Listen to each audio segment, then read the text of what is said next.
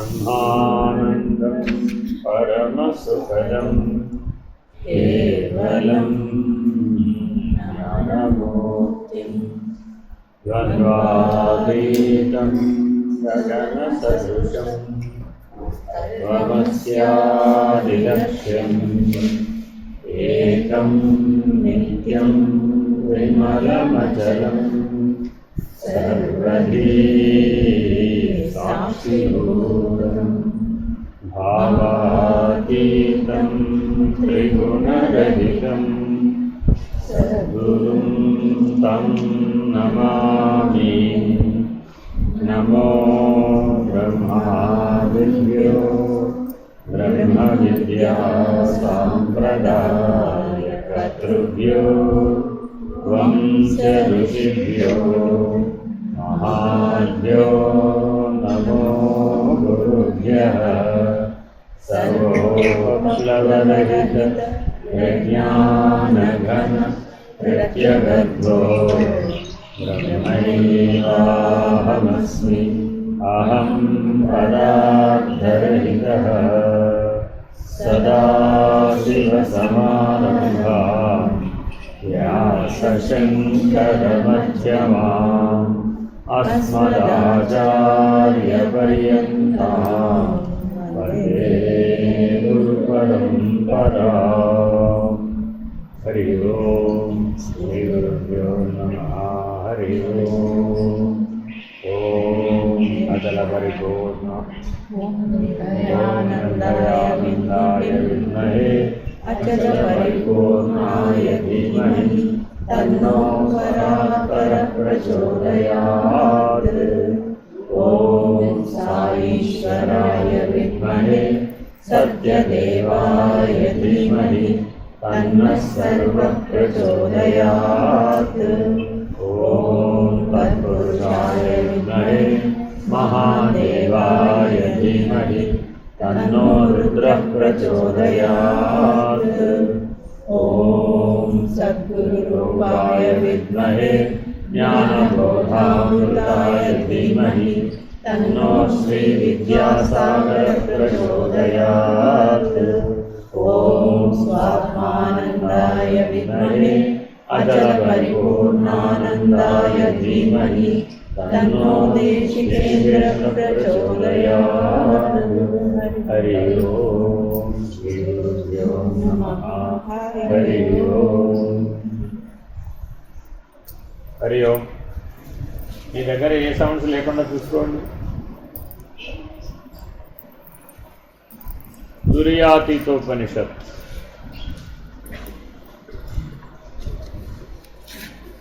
ఓం తురీయాతీతోపనిషద్వేద్యం యత్పరమాక్షరం తత్తురీయాతీతచిన్మాత్రం స్వమాత్రం చింతయేన్వహం. తురీయాతీతసన్యాసపరివ్రాజాక్షమాలికా వ్యక్తైకాక్షరం పూర్ణా సూర్యాక్ష్యధ్యాత్మకుండికా. జాగ్రత్తగా గమనిస్తే ఈ మొదటి ఉపదేశాన్ని మనం ఉదయం పరిశీలించాం. ఇందులో ప్రాణప్రదమైనటువంటి సూత్రం ఏమిటయ్యా అంటే అవ్యక్త ఏక అక్షర పూర్ణ జ్ఞాన సూర్య తేజో వైభవం. దాన్ని ఉపాసించాలి. కాబట్టి ఉపాస్యం, జ్ఞాన మార్గంలో ఉపాస్యం ఏమిటయ్యా? ఇదే ఉపాస్యం. అర్థమైందండి? ఉపాసన అంటే అర్థం ఏమిటంటే ఉపాసకుడు, ఉపాసన, ఉపాస్యం అనే త్రిపుటిలో ఉపాస్యం మిగిలిపోవాలి, ఉపాసకుడు ఉపాసన ఎగిరిపోవాలి. అర్థమైందండి? ధ్యానము, ధ్యేయము, ధ్యాత. ఇందులో ధ్యేయము మిగలాలి, ధ్యానము ధ్యాత ఎగిరిపోవాలి. ఎలా ఎగిరిపోతారు? ఆ ఎగర కొట్టేదానికి జ్ఞానం అని పేరు. ఏది తెలిస్తే వీళ్ళిద్దరు ఎగిరిపోతారో ఆ దాని పేరే జ్ఞానం. అందుకని జ్ఞానము, జ్ఞేయము, జ్ఞాత. దీంట్లో ఎవరు మిగిలిపోతారయ్యా అంటే జ్ఞానం మిగిలిపోతుంది, జ్ఞేయము జ్ఞాత ఎగిరిపోతుంది. అర్థమైందండి? అక్కడేమో చేసే కర్త సాక్షిగా మిగులుతాడు, జ్ఞాన మార్గంలో ఈ సాక్షి ఎగిరిపోతాడు. వీడిని ద్రష్టకు ద్రష్ట అంటారు. అంటే కర్మ భక్తి యోగ మార్గాలలో ద్రష్టను తెలుసుకుంటే అయిపోతుంది ఆ మార్గం. ఎప్పుడైతే ద్రష్ట స్థిరం అవుతుందో అప్పుడు జ్ఞాన మార్గం ప్రారంభమవుతుంది. వాడు ద్రష్టకు ద్రష్ట అయినటువంటి దృక్స్థితిని తెలుసుకుంటాడు. తెలుసుకొని తుర్యాతీతంలో దృగ్రహిత స్థితిని పొందుతాడు. అప్పటి వరకు దృక్కు నిర్ణయం అయ్యే వరకు దాన్ని అతీత మార్గమని, దృక్కు నిర్ణయం అయిన తర్వాత రహిత మార్గమని పిలుస్తుంది. వేదాంతం 2 పద్ధతులలో ఉంది. ఒకటేమిటయ్యా, అతీత నిర్ణయంతో ముందుకు సాగుతూ ఉంటుంది. ఇదే చాలా ఎక్కువ దూరం ఉంటుందన్నమాట. అంటే కర్మ మార్గంలోనూ కర్మకు అతీతం అవ్వమంటాం, భక్తి మార్గంలో భక్తికి అతీతం అవ్వమంటాం, యోగ మార్గంలో యోగానికి అతీతం కామంటాం. అసలు ఆ మార్గం పేరులోనే ఉంది లక్ష్యం. ఏమిటయ్యా దాని లక్ష్యం అంటే కర్మకు అతీతం అవడమే కర్మయోగం. భక్తికి అతీతమైనటువంటి స్థితికి చేరిపోవడం అంటే భగవంతుడు భక్తుడు అనే భేదం లేకుండా పోవడమే భక్తికి లక్ష్యం. యోగ మార్గంలో కూడా ధ్యాన ధారణ సమాధుల ద్వారా సాక్షాత్కార స్థితిలో యోగి ఎగిరిపోయాడు. యోగి మిగలడండి. ఇక ఎవరు మిగిలారు? పరమాత్మ మిగిలాడు, ఆత్మ మిగిలింది లేదు. కాబట్టి ఆత్మానుభవం ఆత్మనిష్ట కలిగి ఉండడమే యోగానికి పరమావధి. అప్పుడు ఎవరు ఎగిరిపోయారంటే యోగి జ్ఞానిగా మారేటప్పటికీ ఇప్పటి వరకు చేసిన యోగ సాధనలన్నీ యోగితో పాటే ఎగిరిపోయాయి. సాధన ఎగిరిపోయింది, ఆ సాధన చేసిన వాడు కూడా ఎగిరిపోయాడు. ఏం మిగిలింది? సిద్ధి దశలో ఉన్నటువంటి లక్ష్యం మాత్రమే మిగిలింది. నిజానికి అది లక్ష్యం కాదు, నీ స్వరూపం, నీ సహజమైన లక్షణం. అది నీకు సహజమని నువ్వు మర్చిపోయావు అంతే. సహజముగా ప్రతి ఒక్కరూ జ్ఞానస్వరూపుడే, సహజముగా ప్రతి ఒక్కరూ ఆత్మస్వరూపుడే, సహజముగా ప్రతి ఒక్కరూ బ్రహ్మస్వరూపుడే. కానీ ఆ సహజ లక్షణం అరుపుకుపోయినట్టు. దీనికి వేదాంత పంచదశలో మనకు ఒక ఉపమానం చెప్తారు విద్యారణ్యముని. ఒక సింహం తన పిల్లని కన్నది. కన్న తర్వాత ఏమైంది? ఇంతలో పెద్ద మేకల మంద వచ్చింది. ఈ సింహము పిల్ల ఏం చేసిందంటే ఆ మేకల మంద వెంబడి వెళ్ళిపోయింది. ఈ తల్లి అక్కడ ఉందో మర్చిపోయింది. మరి మేకలతో వెళ్ళినటువంటి సింహము పిల్ల మేక పిల్లలతో ఆడుకుంటూ అది కూడా పెరిగి పెద్దది. ఆ మేకలు ఎట్లా గడ్డి తింటున్నాయో ఈ సింహం కూడా అలాగే గడ్డి తింటూ ఆ మేక పాలు తాగుతూ మేకలాగానే జీవిస్తాయి. ఆ మేకల మేపే కాపరు ఉన్నాడు కదా, వాడికి మేకలకు ప్రమాదం రానంత వరకు మేక పిల్లైనా వాడే సింహ పిల్లైనా వాడే. వాడికేం తేడా? దీన్ని కూడా మేకలతో పాటు కలిపి పెంచడం మనకి. అది చివరికి గర్జించవలసింది పోయి మే మే మే అంటాం వచ్చేసాడు. మనం కూడా అంతేనట. మనలో శబ్ద బ్రహ్మం ఉన్నాడని కొంచెం చెప్పాం. ఆ శబ్ద బ్రహ్మము నీవు బ్రహ్మమే అయి ఉన్నావని గర్జిస్తున్నాడు నీ లోపల నుంచి, నీ హృదయంలో నుంచి. కానీ నేను జీవుడిని మే మే మే ఏకాక్షర శబ్దం అంటాం. ఈ మే మే మే మే మీరు రుద్రంలో చమక భాగంలో చూస్తే చెమే చెమే చెమే అని వస్తుంది కదా. అంటే అర్థం ఏమిటి? అది నాకు కావాలి, అది నాకు కావాలి, అది నాకు కావాలి అని అంటాం. ఈశ్వరుడి దగ్గర ఆ చెమే చెమే చెమే శ్యామాకాశమే నీవారాశమే అంటున్నావా లేదా? అంటే అర్థం ఏమిటి? అది నాకు కావాలి, ఓవయ్యా బాబు, నాకు శాంతి కావాలి, నాకు సుఖం కావాలి, నాకు చామదంపలు కావాలి, నాకు గోధుమలు కావాలి, ఇలాంటివన్నీ అడుగుతున్నాం. ఎందుకంటే మరి మనకు ఆహారం ఇచ్చేవాడేవాడు పరమాత్మే. అని పరమాత్మని మనకు కావాల్సినవన్నీ అడగడమే చమకం. మనకిచ్చిన వాటన్నిటికీ కృతజ్ఞత చెప్పడం నమ్మకం. అందుకని ఇందులో ఎలా వస్తుంది? నమః సోమాయ రుద్రాయ నమస్తామ్రాయ దారుణాయ నమ శంగాయ పశుపతయే నమః నమః నమః. అందుకని దాని పేరు నమ్మకం. ఏమిటయ్యా నమస్సు అంటే కృతజ్ఞత. అయినా నేను జీవించడానికి అవసరమైనవన్నీ ఇచ్చావు కాబట్టి, నా జీవికకి నీవే ఆధారం కాబట్టి, నేను దర్శించాను, నేను తెలుసుకున్నాను కాబట్టి నీకు నేను సర్వస్వ శరణాగతులని కృతజ్ఞతలు చెల్లిస్తున్నాను. నీకు నాకు భేదం లేదు అని చెప్పడం నమ్మకం. అర్థమైందండి? సరే, ఎంత భేదం లేదని చెప్పినా నా ఆకలి నాకే ఉంది, నా నిద్ర నాకే ఉంది, ఎలాగోలా బాబు నాకు కాస్త ఇవ్వవలసిన ఓయ్యా బాబు అని చెప్పడం చాలా. సరే, ఏదేమైనప్పటికీ సంస్కృతంలో ఉన్న గొప్ప అందం ఏమిటంటే మే మే మే మే అంటున్నాడు. మే మే అనేది ఎవరయ్యా అంటే జీవుడు.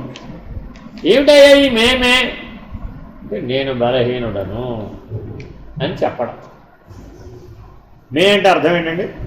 నేను బలహీనుడిని, కించిజ్ఞుడిని. ఎందువల్ల బలహీనుడిని? నా జ్ఞానం అణుమాత్రం, కించిజ్ఞత. నేను సర్వజ్ఞుని కాదు. రేపేమవుతుందో చెప్పమంటే చెప్పలేను. ఒక గంట ఆగితే ఏమవుతుందో చెప్పమంటే చెప్పలేను. నీ బ్రహ్మాండానికి ఏమవుతుందో చెప్పమంటే అసలే చెప్పలేదు. ఈ సృష్టి ఎప్పుడు పోతుందయ్యా, ఎప్పుడు వచ్చిందయ్యా అంటే అది చెప్పలేను. ఎప్పుడు వచ్చిందో చెప్పలేను, ఎప్పుడు పోతుందో కూడా చెప్పలేను. మరి నీవో సర్వజ్ఞుడవు. సృష్టి రాకముందు నుంచి నీవు ఉన్నావు, సృష్టి వెళ్ళిపోయినా కూడా నీవు ఉంటావు. కాబట్టి బ్రహ్మాండం యొక్క పరిణామమంతా నీ యొక్క కనుసన్నలలో జరుగుతోంది. కాబట్టి ఆ బ్రహ్మాండానికి నువ్వు సాక్షిగా ఉన్నావు. కాబట్టి నీవు సర్వజ్ఞుడవు. నీవు సర్వజ్ఞుడవు కాబట్టి సర్వసమర్థుడవు, సర్వశక్తిమంతుడవు, సర్వకర్తవు, సర్వభర్తవు, సర్వహర్తవు, సర్వేశ్వరుడవు, సర్వసాక్షివి అని మనం ఆ పరమేశ్వరుడిని స్తుతిస్తాం. ఇంతకీ నీవెవరు అని పరమేశ్వరుడు అడిగాడు. దర్శనానికి వెళ్ళావు కదా, ఈశ్వరుడు కనపడ్డాడు కదా, ఎవరయ్యా నువ్వు అని అడిగాడు. ఎవరయ్యా అని ఆయన అడగంగానే నువ్వు లేకుండా పోయావు. అంతే. నువ్వు సాయుధ్య స్థితి ఎప్పుడు వస్తున్నాయా అంటే ఈశ్వర దర్శనం పొందగానే ఈశ్వరుడు అడిగాడు ఎవరయ్యా నేను నువ్వెవరని ఇలా చూసేటంటే ఏమైపోయినప్పుడు భస్మం అయిపోయావు, సాయుధ్య స్థితికి. కాబట్టి జ్ఞానాగ్ని యందు నీ బలహీనతలన్నీ కనుక దగ్ధమైపోయినట్లయితే, నేను జీవుడనే అనేటటువంటి బలహీనత కనుక నీ జ్ఞానాగ్నిలో కనుక దగ్ధమైపోతే అప్పుడు నువ్వు లేకుండా పోవు. ఈశ్వరుడు అంటే ఏమిటయ్యా? జ్ఞానస్వరూపమే ఈశ్వరుడు. ఆ జ్ఞానాగ్నియే ఈశ్వరుడు. నిజానికి బయట చేసే హోమాలన్నీ అర్థం ఏమిటయ్యా అంటే, ఇప్పుడు వాడేదో రుద్రహోమం చేశారండి, ఏమిటి దాని అర్థం? ఆ పూర్ణాహుతిలో ఎవరిని అర్పించేశాం? నీ అహాన్నే, ఆ నేననేటటువంటి ఉనికిని, నీ మల విక్షేప ఆవరణ దోషాలనే అందులో అన్నీ సమర్పించేశాం. అప్పుడు నువ్వెవరివి? శుద్ధాంతరంగం కలిగిన వాడివి, శుద్ధాత్మస్వరూపుడివి, శుద్ధ చైతన్య స్వరూపుడివి. కాబట్టి నీ స్వరూపం ఏమిటయ్యా? ఆత్మస్వరూపమే, ఆ బ్రహ్మస్వరూపమే. కాబట్టి ఈ నిర్ణయంలో ఉన్నటువంటి వాడు ఎవడైతే ఉన్నాడో, తుర్యనిష్ట కలిగిన వాడు ఎవడైతే ఉన్నాడో వాడు తుర్యాతీతమును నిర్ణయించడానికి అర్హుడు. తుర్యాతీతము మనం తెలుసుకోవాలి అంటే ఎక్కడి నుంచి ఎక్కడి దాకా విచారించాలి? ఉదయం చెప్పాము మీకు, బ్రహ్మణోర్ అవ్యక్త అవ్యక్తాన్ మహత్, అంతవరకే విచారించాలి. అసలు విచారించకూడదు.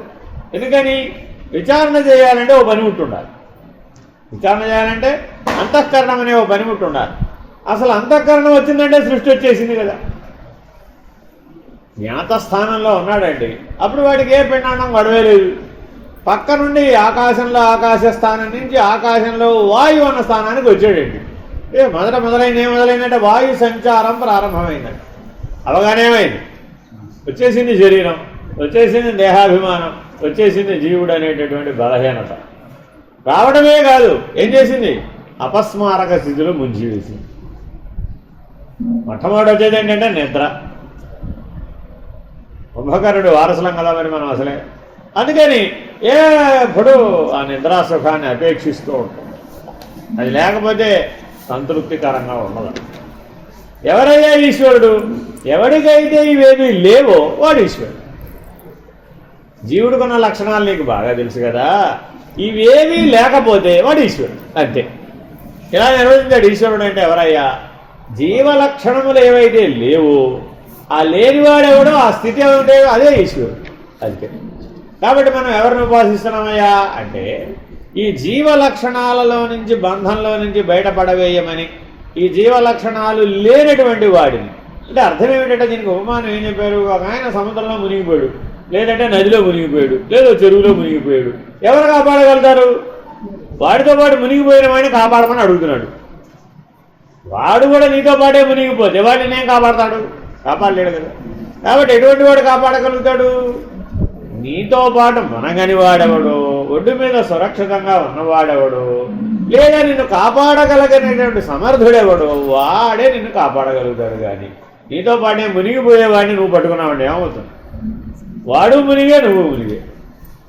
అందుకని ఎవరినైనా మునిగిపోయిన వాళ్ళని రక్షించడానికి ట్రైనింగ్ ఇచ్చేటప్పుడు వీడు ఈదుకుంటూ వాడి దగ్గరికి వెళ్తాడండి. వెళ్ళగానే వాడు ఏం చేస్తాడో తెలుసండి? దొరికేది వీడి కాళ్ళు దొరుకుతాయి వాడికి. వీడు ఆల్రెడీ మునిగిపోయి ఉంటాడు కదా, వీడు కాళ్ళు నీళ్ళలో ఉంటాయి కదా, మనిషి పైకి ఉంటాడు, కాళ్ళు లోపల ఉంటాయి. తక్కువని వాడు కాళ్ళు పట్టుకుంటాడు, నన్ను కాపాడరా బాబోయ్ అని కాళ్ళు అట్టుకుంటాడు. కాళ్ళు అట్టుకోగానే వాడి బరువు వీడు కూడా పుట్టి. అందుకని వాడిని కాపాడాలనుకున్నప్పుడు కాళ్ళు దొరకకుండా వీడిని ముందు రక్షించుకోవాలి. అందుకే ఇప్పుడు కాళ్ళు పైకి పెట్టి కూర్చున్నాం, కాళ్ళు దొరకకుండా ఉండాలి. లేకపోతే నీతో పాటు నేను కూడా మునుగుతానండి. అర్థమైందా? జాగ్రత్తగా ఉండాలంట, లేకపోతే మునిగిపోతాం మరి.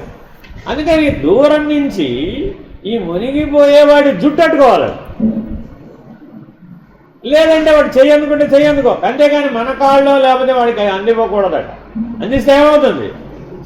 చాలా ప్రమాదం. కాబట్టి ఒడ్డునేయటం కూడా చాలా పెద్ద విషయం ఉండవు, చిన్న విషయం కాదు, అంత సులభమేం కాదు. మునిగిపోయేవాడిని ఒడ్డునేయడం అనేది చాలా ఆర్ట్ ఉండాలి, గజయితగాడు అయి ఉంటేనే వీలు.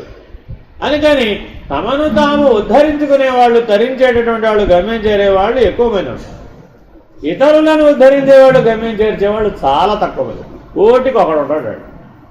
ఇంకోటి ఉద్ధరించాలంటే నీకు ఆ బలం సాక్షాత్తు పరమేశ్వరుడికి ఎంత బలం ఉందో, ఆ పరమాత్మకి ఎంత సామర్థ్యం ఉందో అంత సామర్థ్యం నీకు ప్రాప్తిస్తే తప్ప అది వీలుగా. అందుకని భగవద్గీతలో పురుషోత్తమ ప్రాప్తి యోగం అని ఓ యోగాన్ని పరమాత్మ చెప్పాడు, వ్యాస భగవానుడు చెప్పాడు. అందుకని ఈ తుర్యాతీతం అనేది దాని ప్రాప్తిని కనవలే. ఇది ఏమిటండి సూత్రం? దాని ప్రాప్తిని కనవలే అంతే తప్ప నేనేదో యాగాలు చేశానండి, యోగాలు చేశానండి, ఏదో యజ్ఞాలు చేశానండి, అది చేశానండి, ఇది చేశానండి, సాధనా బలంగా సిద్ధుల బలంగా రావాలండి అంటే ఇది సాధన కాదు, సిద్ధి కాదు, ఇది సాధన సాధ్యం కాదు. అందుకని తుర్యాతీతమును ఉపదేశించేటప్పుడు మొట్టమొదటి మాట ఏం చెప్తారంటే, అథ తుర్యాతీతావధూతానాం కోయం మార్గస్తేషాం కా స్థితిరితి పితామహో భగవంతం ఇతరమాదినారాయణం పరిమేత్యోవాచ. సాక్షాత్తు నారాయణ స్వరూపుడైనటువంటి వాడికి, ఆదినారాయణుడైనటువంటి వాడు, గురు పరంపరంతో ఎవరితో ప్రారంభం? నారాయణం పద్మభువంచ యాజ్ఞావల్కించ సుఖ సాందీపమీశ్వరం అని వరుస ప్రకారం చెప్తున్నాను. అందుకని నారాయణుడు మొదటి గురువు. కానీ ఈ నారాయణుడికి పరవాసుదేవుడు అని ఒక లక్షణం. అంటే పరమైనటువంటి స్థితిలో ఈ నారాయణుడు లేడు. బ్రహ్మము పరబ్రహ్మము, ఆత్మ పరమాత్మ, ఆ నారాయణుడు పరనారాయణుడు. ఇలా ప్రతిదానికి పరశబ్దం జోడించి చెప్తారన్నమాట. అంటే అర్థం ఏమిటి? ఇంతకు ముందు నువ్వు ఏదైతే అనుభవపూర్వకంగా జ్ఞానంతో నిర్ణయం పొందేవో, తుర్యనిష్ట ద్వారా అనుభవ నిర్ణయాన్ని సంపాదించావో అవన్నీ వదిలేస్తే ఇది తెలుస్తుంది. కాబట్టి ఇక్కడ సాధన ఏమిటయ్యా? ఊరకుండడమే. కాబట్టి పరబ్రహ్మమును నిర్ణయించాలి అంటే ఊరకుండు వాడికే అది సాధ్యమవుతుంది. ఊరకుండటం అంటే అర్థం ఏంటంటే కదిలే చైతన్యాన్ని కదల్చకుండా ఆపగలగడం. అందుకని బ్రహ్మణోరవ్యక్త మొదటి కదలగవచ్చు, అవ్యక్తం వచ్చేసి అవ్యక్తంలో కదలగలుగుతున్నాయి. వెంటనే ఏమొచ్చింది? మహత్ వచ్చేసి, ఆ మహాకారణ శరీరం వచ్చేసి దాంట్లోంచి మహదహంకారం ఉద్భవించేసి ఆ మహదహంకారాన్ని ఈశ్వరుడు అనే పేరుతో మనం అర్చిస్తున్నాం. చాలా జాగ్రత్తగా పట్టుకోవాలండి. లేకపోతే ఈ సాంఖ్య విచారణ నిన్ను నాస్తికవాదంలోకి, చర్వాకవాదంలోకి తీసుకెళ్ళి విడిచిపెడు. అందుకని చరపురుష నిర్ణయంలో ప్రయత్నం చేసేటటువంటి, సాధన చేసేటటువంటి వ్యక్తులకి చిట్ట చివరి పూర్ణబోధను బోధించరాదు అని నియమం. అందుకని మీకు సూచనప్రాయంగా చెప్పే ప్రయత్నం చేస్తాం, విస్తారంగా చెప్పే ప్రయత్నం చేయం. ఎందుకంటే మీరందరూ కూడా క్షరాక్షరుల దగ్గరే ఉన్నారు. ఇంకా అప్పుడే ఇంకా మీరు పురుషోత్తమ నిర్ణయం దాకా రాలా ఇంకా. కాబట్టి అయినా మీకు తెలుసుకోవడానికి ఒక అవకాశం ఇవ్వాలి కాబట్టి చెప్పే ప్రయత్నం చేస్తాం. పితామహుడు బ్రహ్మదేవుడు శ్రీమన్నారాయణుడితో అడిగాడట. ఎవరికి చెప్పారండి ఇది? నారాయణమూర్తి తన కుమారుడైనటువంటి బ్రహ్మదేవుడికి ఈ తుర్యాతీతోపనిషత్తును బోధించాడు. అంటే బ్రహ్మదేవుడికి ఆవిర్భవించగానే ఆయన 2 ప్రశ్నలు వచ్చినాయి. కస్త్వం కోహం అని 2 ప్రశ్నలు వచ్చినాయి. ఇదే ప్రశ్నలు మళ్ళా శంకర భగవత్పాదులు హస్తామలకాచార్యులను అడిగినటువంటి హస్తామలక స్తోత్రంలో కూడా ఉంటారు. బ్రహ్మగారు పుట్టగానే ఒక పద్మంలో పుట్టాడు, ఒక సహస్రార పద్మంలో పుట్టాడు. ఆ సహస్రార పద్మ నాళం ప్రకారం వెళ్ళాడు. వెళితే అది వెళ్ళి అనంతశయనుడు అయినటువంటి నారాయణమూర్తి దగ్గరకు ఆగిపోయింది. మహాప్రభు నాకు 2 ప్రశ్నలు వచ్చినాయి అన్నాడు. ఒకేసారి 2 ప్రశ్నలు వచ్చినాయి. నాకు కొద్దిగా ఆన్సర్ చెప్పండి, మీరు తప్ప ఎవరు కనపడలేదు. కస్త్వం కోహం అని ప్రశ్న. కస్త్వం అంటే ఎక్కడి నుంచి వచ్చాను, కోహం నేనెవరు, నేను ఎక్కడి నుంచి వచ్చాను, నేనెవరో దయచేసి చెప్పండి అంటే పరమాత్మ ఈ తురీయాతీతోపనిషత్తును బోధించాడు. ఇది తెలిస్తే సర్వ వేదముల యొక్క సారము, 4 వేదముల సారము తెలిసినట్టే. ప్రస్థానత్రయం యొక్క సారం ఈ తురీయాతీతోపనిషత్తు అంటే 108 ఉపనిషత్తులు, 555 బ్రహ్మసూత్రాలు, 700 శ్లోకాలున్న భగవద్గీత, వీటన్నిటి సారాంశం ఈ తురీయాతీతోపనిషత్తులో. ఈ ఎవరికైనా ప్రస్థానత్రయం బోధిస్తే ప్రస్థానత్రయ అంత్యములో చివరికి ముగింపు దశకు వచ్చినప్పుడు ఈ తురీయాతీతోపనిషత్తుని బోధిస్తారు. ఇదే ఆఖరి పాఠం. ఈ పాఠం చెప్తే అన్ని పాఠాలు చెప్పేసినట్టే. అన్ని వేదాంత పాఠాల సారాంశము ఈ తురీయాతీతోపనిషత్తే. సరే, ఎవరెవరికి బోధించారు? నారాయణుడు బ్రహ్మగారికి బోధించాడు. ఏమని అడిగాట? ఆయన అడిగాడు ప్రశ్న, ఎందుకు బోధించవలసి వచ్చిందయ్యా అంటే, తండ్రి శ్రీమన్నారాయణ, ఇప్పుడు దయతో తురీయాతీతులకు అవధూతల గురించి విశదీకరించ ప్రార్థన.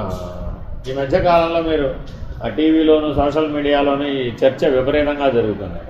ఎవరు అవధూతలు, ఎలా ఉంటారు, వాళ్ళు అవధూతలేనా, వీళ్ళు కాదా, వీళ్ళు ఎలా ఉంటారు, వాళ్ళు అలా ఉన్నారు, వాళ్ళు వీళ్ళేనా, వీళ్ళు వాళ్ళేనా, ఇవన్నీ లేనిపోని ప్రశ్నలన్నీ అడుగుతూ ఉంటారు.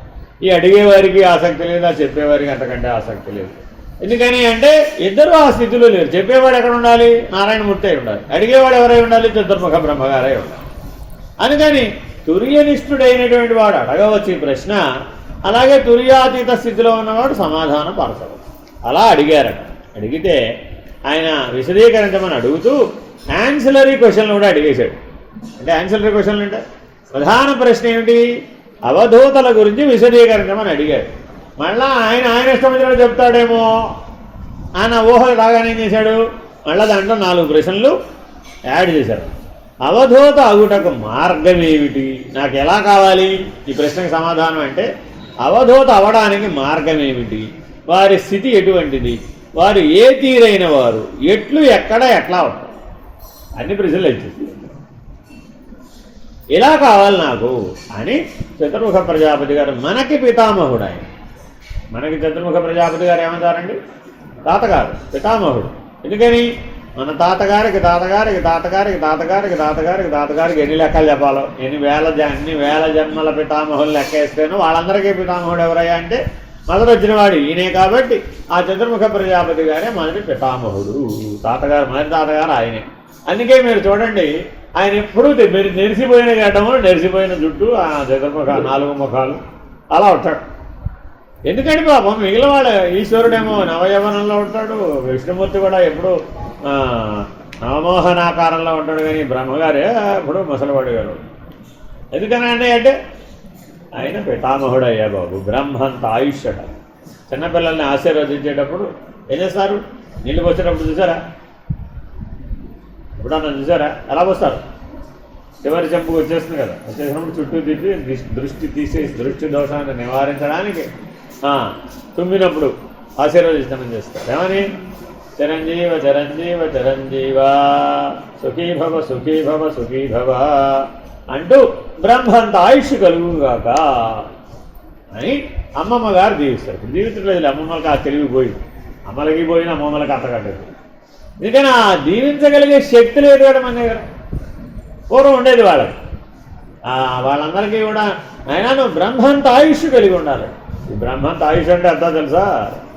14 మన్వంతరాలు. 1, 2 14 మన్వంతరాలండి. మన్వంతరాలు అంటే ఎంతో తెలుసా? 4,32,00,000 సంవత్సరాలు అయితే ఒక మహాయుగం. అటువంటి సహస్ర యుగాలైతే బ్రహ్మగారికి ఒక పగలు. అటువంటి సహస్ర యుగాలైతే ఒక రాత్రి, ఒక రోజు అయినప్పటికీ. 2,000 యుగాలు అంటే 8,64,00,000 సంవత్సరాలు ప్లస్ ఇంటూ 1000 వేస్తే ఎంత వచ్చింది? ఒక రోజు అయింది. అటువంటివి 365 రోజులు, అటువంటివి 100 సంవత్సరాలు. అది బ్రహ్మగారి ఆయుష్. చాలా వీడికి బ్రహ్మంత ఆయుష్ వస్తే ఏమవుతాడంటే వీడు ఇదే శరీరంతో అంతకాలం ఉండాలి. బ్రహ్మాండ పురాణంలో ఒక ఆయన ఉన్నాడు అలా. ఆయన ఎప్పటి నుంచో అలా ఉండిపోయాడు అంతే. ఎంతకాలం ఉండిపోయాడు? బ్రహ్మంత ఆయుష్. ఎంత బ్రహ్మంత ఆయుష్ అంటే 1000 మంది బ్రహ్మలు గతించారు, ఆయన అలాగే ఉండిపోయాడు. అలాగా మీరు యోగ వాసిష్టంలో కూడా ఈ కథ వస్తుంది. కాదు కాకభూషణుడు ఆ కథలో వస్తాడు. సో ఆయన ఎంతకాలం ఉన్నాడంటే 1000 మంది బ్రహ్మలు వెళ్ళిపోయేంత కాలం ఉన్నాడు ఆయన. మరి ఇప్పుడు ఆ శరీరం ఎలా ఉంటుంది అప్పుడు? మరి మనకి ఇప్పుడు 100 ఏళ్ళకి నీ శరీరం నీకే గిట్టటం లేదు, ఎప్పుడు విడిచేద్దామా అని అనుకుంటాం. కాబట్టి చాలా జాగ్రత్తగా ఆలోచించాలట. మహానుభావుల దగ్గరికి వెళ్ళి ఏదైనా ఆశీర్వచనం పొందే ముందు ఆ ఆశీర్వచన ప్రభావం ఏమవుతుందో మనకు తెలియదు. అందుకని మనకు తెలిసి తెలియని కోరికలు కోరకూడదు. మనం తెలివితేడాలు ఏదైనా కోరామనుకోండి, వాళ్ళు నిజంగానే తథాస్తు అన్నారంటే అది ఊరుకుంటే ఇంకా అప్పుడు అది శాపమో వరమో నీకు తెలియదు, అనుభవించాల్సిందే, దాన్ని తెప్పడానికి వీలు లేదు. అందుకని బ్రహ్మగారు చాలా జాగ్రత్తగా నారాయణమూర్తిని ఇక్కడ, నాయన మహాభాగా తమః భగవన్నారాయణో యోయమవధూత మార్గస్థోలోకే దుర్లభతరోనతు బాహుల్యో యద్యేకో భవతి స ఏవ నిత్యపూతః స ఏవ వైరాగ్యమూర్తి స ఏవ జ్ఞానాకారః స ఏవ వేదపురుష ఇది జ్ఞానినో మన్యంతే మహాపురుషో. ఇది సమాధానం. ఏమడిగారండి? అవధూత గారు ఎవరు, ఎలా ఉంటాడు, ఏం చేస్తాడు ఆయన, నాలాగా తింటాడా తినడా, నాలాగా పడుకుంటాడా పడుకోడా, ఏ తీరుగా ఉంటాడు, ఆ స్థితి ఎటువంటిది అని అడిగితే ఓ పెద్ద సమాసం వేశారనమాట. ఇదంతా ఒకటే, మళ్ళీ విడగొట్టి వివరించి చెప్తున్నారు.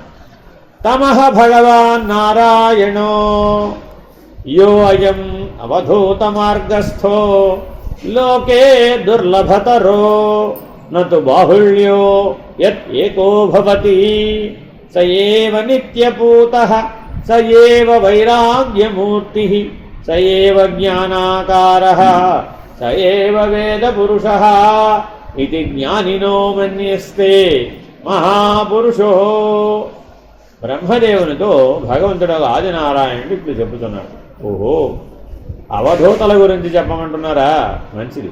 అయితే అట్టి ఈ అవధూత మార్గంలో ఉన్నవారు 14 లోకాలలో చాలా దుర్లభము. ఒక అవధూత యొక్క దర్శనం అవ్వడం ఈ 14 లోకాలలో అత్యంత దుర్లభం, చాలా కష్టం, అరుదు. ఇతరులకు తెలియగల బాహ్య లక్షణాలు అనగా సన్యాసికో వానప్రస్థుకో ఉన్నట్లుగా ఉండవు. అతనికి ఏ బాహ్య లక్షణాలు ఉండవు. అంటే అర్థం ఏమిటి? అతడు అశరీరి. శరీర ధర్మం ఉన్నటువంటి వాళ్ళకి ఆశ్రమ ధర్మాలు ఉంటాయి. అంటే అర్థం ఏమిటి?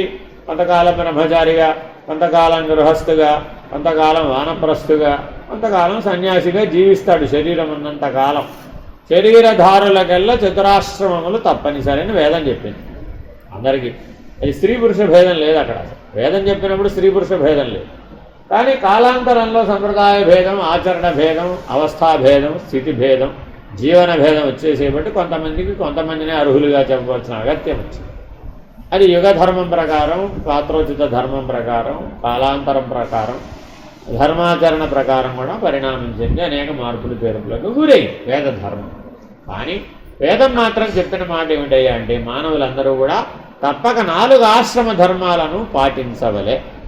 పాటించేటప్పుడు ఏవి ఎలా ఉండాలో చెప్పారు.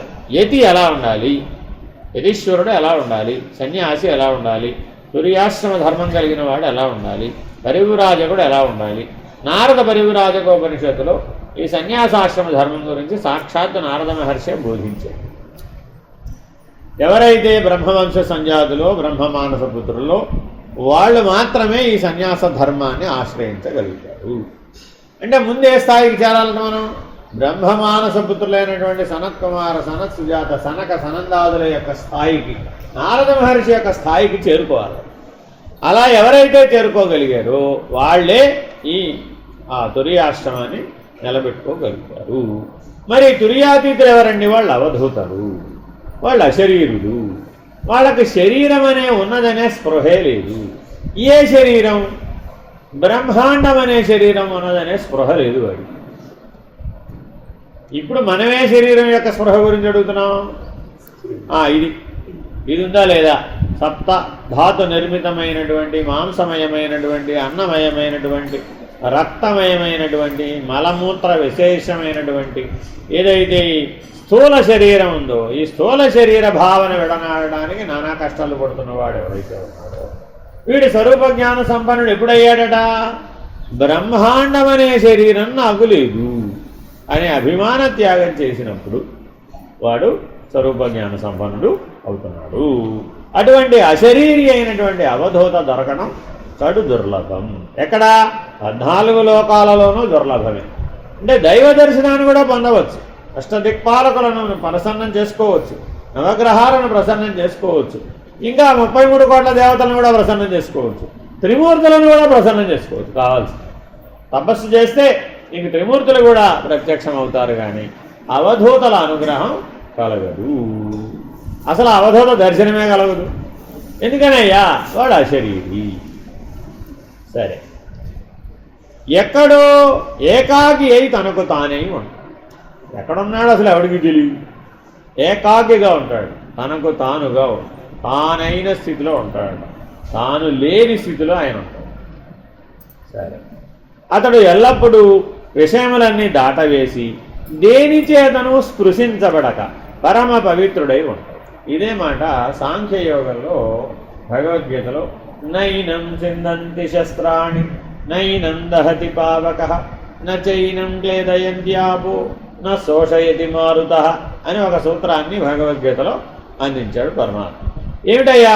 శస్త్రము చేత ఛేదించబడడు, గాలి చేత ఎగరగొట్టబడడు, అగ్ని చేత దహించబడడు, నీటి చేత తడుపబడడు. మన శరీరం అండి, నయనం తీసేయాలి. చిందంతి శస్త్రాణి అంటే ఏమిటయ్యా? అవధూతకి మనకి తేడా. అవధూత ఎగ్జాక్ట్గా అలాగే ఉంటుంది. నయనం అనే కలపాలన్న. మనకి జీవధర్మానికి చెప్పాలంటే ఆ నయనం తీసేవయ్యా బాబు. ఏమైనప్పుడు చిందంతి శస్త్రాణి దహతి పావకః. మిగిలినది మీకు అర్థమైందండి ఇప్పుడు. కాబట్టి చాలా జాగ్రత్తగా భగవద్గీతలో చెప్పినటువంటి లక్షణాలు యథాతథంగా కలిగి ఉంటాడు, వెతుక్కోక్కర్లేదు. అవి అవధూత లక్షణాలే, అవి యథాతథంగానే చెప్పాడు. ఆ పరబ్రహ్మస్వరూపుడైనటువంటి అవధూత అలాగ అశరీరిగా ఉంటాడు, శరీర స్పృహ లేకుండా ఉంటాడు, బాహ్య స్పృహ లేకుండా ఉంటాడు, బ్రహ్మాండం ఉందనే స్పృహ లేకుండా ఉంటాడు. అసలు విశ్వం ఉన్నదనేదే ఆయనకి తోచదు. అర్థమేనండి? చాలా జాగ్రత్తగా స్థూల శరీరం లేదు, స్థూల ప్రపంచం లేదు, సూక్ష్మ శరీరం లేదు, సూక్ష్మ ప్రపంచం లేదు, కారణ శరీరం లేదు, కారణ ప్రపంచం కూడా లేదు, మహాకారణ శరీరం కూడా లేదు, మహాకారణ ప్రపంచం కూడా లేదు. ఎక్కడ లేదు? బ్రహ్మాండానికి చెప్తున్నాడు. బ్రహ్మాండ స్థూల శరీరం లేదు, స్థూలంగా బ్రహ్మాండం లేదు, బ్రహ్మాండ సూక్ష్మ శరీరం లేదు, సూక్ష్మ ప్రపంచం లేదు, హిరణ్య గర్భుడు కూడా లేడు. అంటే బ్రహ్మాండానికి సంబంధించిన 4 ఏమిటి? విరాట్, హిరణ్య గర్భ, అవ్యాకృత, పరమాత్మ. బ్రహ్మాండం యొక్క స్థూల శరీర సాక్షి విరాట్, సూక్ష్మ శరీర సాక్షి హిరణ్య గర్భుడు, కారణ శరీర సాక్షి అవ్యాకృతుడు, మహాకారణ శరీర సాక్షి పరమాత్మ. ఆ సాక్షి లేడు, ఆ సాక్షిగత ప్రపంచానుభవం కూడా లేదు, సృష్టి అనుభవం కూడా లేదు. ఏ బ్రహ్మాండానికి వెళ్ళినా వీళ్ళే. అనంతకోటి బ్రహ్మాండాలలో ఏ బ్రహ్మాండానికి వెళ్ళినా ఆ బ్రహ్మాండానికి సంబంధించిన విరాట్, హిరణ్య గర్భుడు, అవ్యాకృతుడు, పరమాత్మ వాళ్ళు ఉంటారు అక్కడ. వాళ్ళు ఎవరూ లేదు. ఆ బ్రహ్మాండము లేదు, ఆ బ్రహ్మాండానికి సంబంధించిన ఆ ఈశ్వర తనువులు లేదు. అవే లేవంటుంటే ఆ బ్రహ్మాండంలో పుట్టిన ఒక జీవతనువు, ఆ జీవతనువుకు సంబంధించిన విశ్వడు, తైజసుడు, ప్రాజ్ఞుడు, ప్రత్యగ. మరి వీడుంటాడా? ఇవి జీవతనువులు. కాబట్టి జీవతను చతుష్టయము లేదు, ఆ ఈశ్వరతను చతుష్టయము లేదు అవధూతకి. అవధూత అయినటువంటి వాడికి ఈ 8 తనువులు లేనివాడు, బాహ్యస్పృహ ఎరుక లేనివాడు, విడచినవాడు. సరే, ఎక్కడ దాకా వచ్చాము? ఇక్కడ ఆ దేని చేతను స్పృశించబడక పరమ పవిత్రుడై ఉంటాడు. ఏమిటండి పరమ పవిత్రుడు? మనందరం పవిత్రుడు కాదేమిటి? నహి జ్ఞానేన సదృశం పవిత్రం ఇహ విద్యతే, గీతావాక్యం. అర్థమైందండి? ఈ సృష్టిలో అత్యంత పవిత్రమైనది ఏది అని అర్జునుడు మనందరి తరఫున అడిగాడు. మాకేమిటో అది పవిత్రం ఇది పవిత్రం అనిపిస్తూ ఉంటుందండి. చేతికి దర్భ ఉంగరం కట్టేసుకుని పవిత్రం అంటాం. ఆ దర్భ ఉంగరం మాటికి ఊడిపోతుందని బంగారు ఉంగరం కట్టించుకుంటాం. బ్రహ్మముడి ఉంగరం కట్టించుకుంటాం, దాని పవిత్రం అంటాం. బంగారం ఎప్పుడైనా పవిత్రమేనంటాం, కడిగినా కడక్కపోయినా పవిత్రమేనంటాం. దానికి ఎంగిల్ లేదంటాం. అందుకని బంగారపు కంచాలు చేయించుకున్నాడు, దానికి ఎంగిల్ లేదు. మన వ్యవహారం అంతా ఎలా ఉంటుంది? బంగారపు కంచం, బంగారపు మంచం, బంగారపు కొంచెం, వాటికి పవిత్రం ఏమిటంటే బియ్యం కలవాలి కదా, పవిత్రం. కొంచెం ఎక్కడ కడుగుతాం, కొంచెం కడిగితే పాడైపోతాయి బియ్యం. కాబట్టి కడగకుండా ఉండాలి, పవిత్రంగా ఉండాలంటే బంగారపు కొంచెం. అలాగే కడిగినా కడక్కపోయినా కూడా ఎంగిలి కంచమైనా సరే పనికి రావాలి, లోపల దాచుకోవాలంటే బంగారపు కంచం. మంచం మీద పడుకుంటే మంచం అపవిత్రం కదా, ఎందుకని నిద్రపోతాం మరి దాని మీద. ఆ నిద్రావస్థలో ఈ శరీరం శవం. మరి ఆ శవం మంచం మీద ఉంటే ఆ మంచాన్ని పడుకుంటావు ఏమిటి? కాబట్టి మంచం అపవిత్రం. ఆ శవం నేల మీద నడుస్తుంటే నేల కూడా అప్పుడు ఏమవ్వాలి? అది కూడా అపవిత్రమే. ఆ శవం మీద నుంచి వీచే గాలి అది అపవిత్రమే. చూడండి మీరు, అందుకని శవం ఎదురు వస్తుంటే ఎవరో ఎదురు వెళ్ళరండి. ఎందుకని వెళ్ళరు? దాని మీద వీచే గాలి మన మీదకి వస్తుందని. వాళ్ళు ఏమిటో ఇప్పుడు అన్నీ విపరీతం ఎక్కువైపోయింది, వైపరీత్యం ఎక్కువైపోయి ఆ దారిని పోయే వాళ్ళందరి మీద పూలు చల్లుతుంటారు. వాటి మీద తలటపోయి వీళ్ళ మీద చల్లుతుంది. ఏమిట్రా అంటే మేము వెళుతున్నట్టు నీకు తెలియక్కర్లేదా, చూడలేదని చల్లుతున్నాను అంటారు. ఇంకా కొంతమంది ఈ పెళ్లిళ్లలోనూ వాటిలో గులాంలో ఏదో చల్లుతారు కదా, రంగులు చల్లుతారు కదా, ఆ రంగులు చల్లుతున్నారు. డోళ్ళు వగైరాలు, రామ్ డోళ్ళు వగైరాలు, పెద్ద పెద్ద శబ్దాలు, డీజే. శవం ముందు డీజే పెడతాడు, వాడు డ్యాన్స్ చేస్తాడు.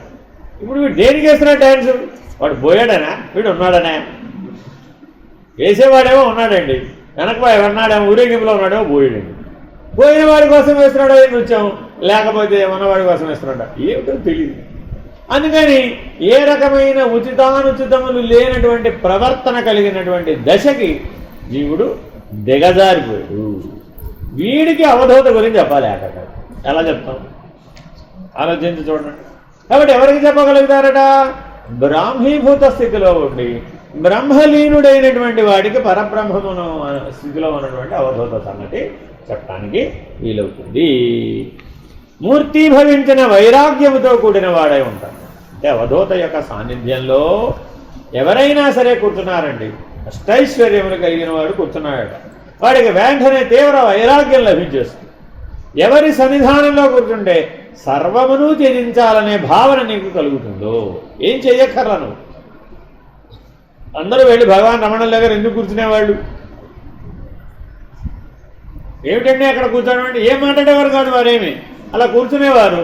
వాళ్ళందరూ వాళ్ళు కూర్చొని కొంతకాలం కూర్చున్నాక సమాధానం పడేవాళ్ళు, వెళ్ళిపోయేవాడు. అడిగేవాళ్ళు, ఏమన్నా ఆయన మిమ్మల్ని ఏం అడగలేదు, మీరు ఆయనకి ఏం చెప్పలేదు, వచ్చాడు వెళ్ళాడు. డాక్టర్ సర్వేపల్లి రాధాకృష్ణమూర్తి గారు వెళ్ళారండి, మన భారత రాష్ట్రపతి గారు, మొదటి రాష్ట్రపతి గారు.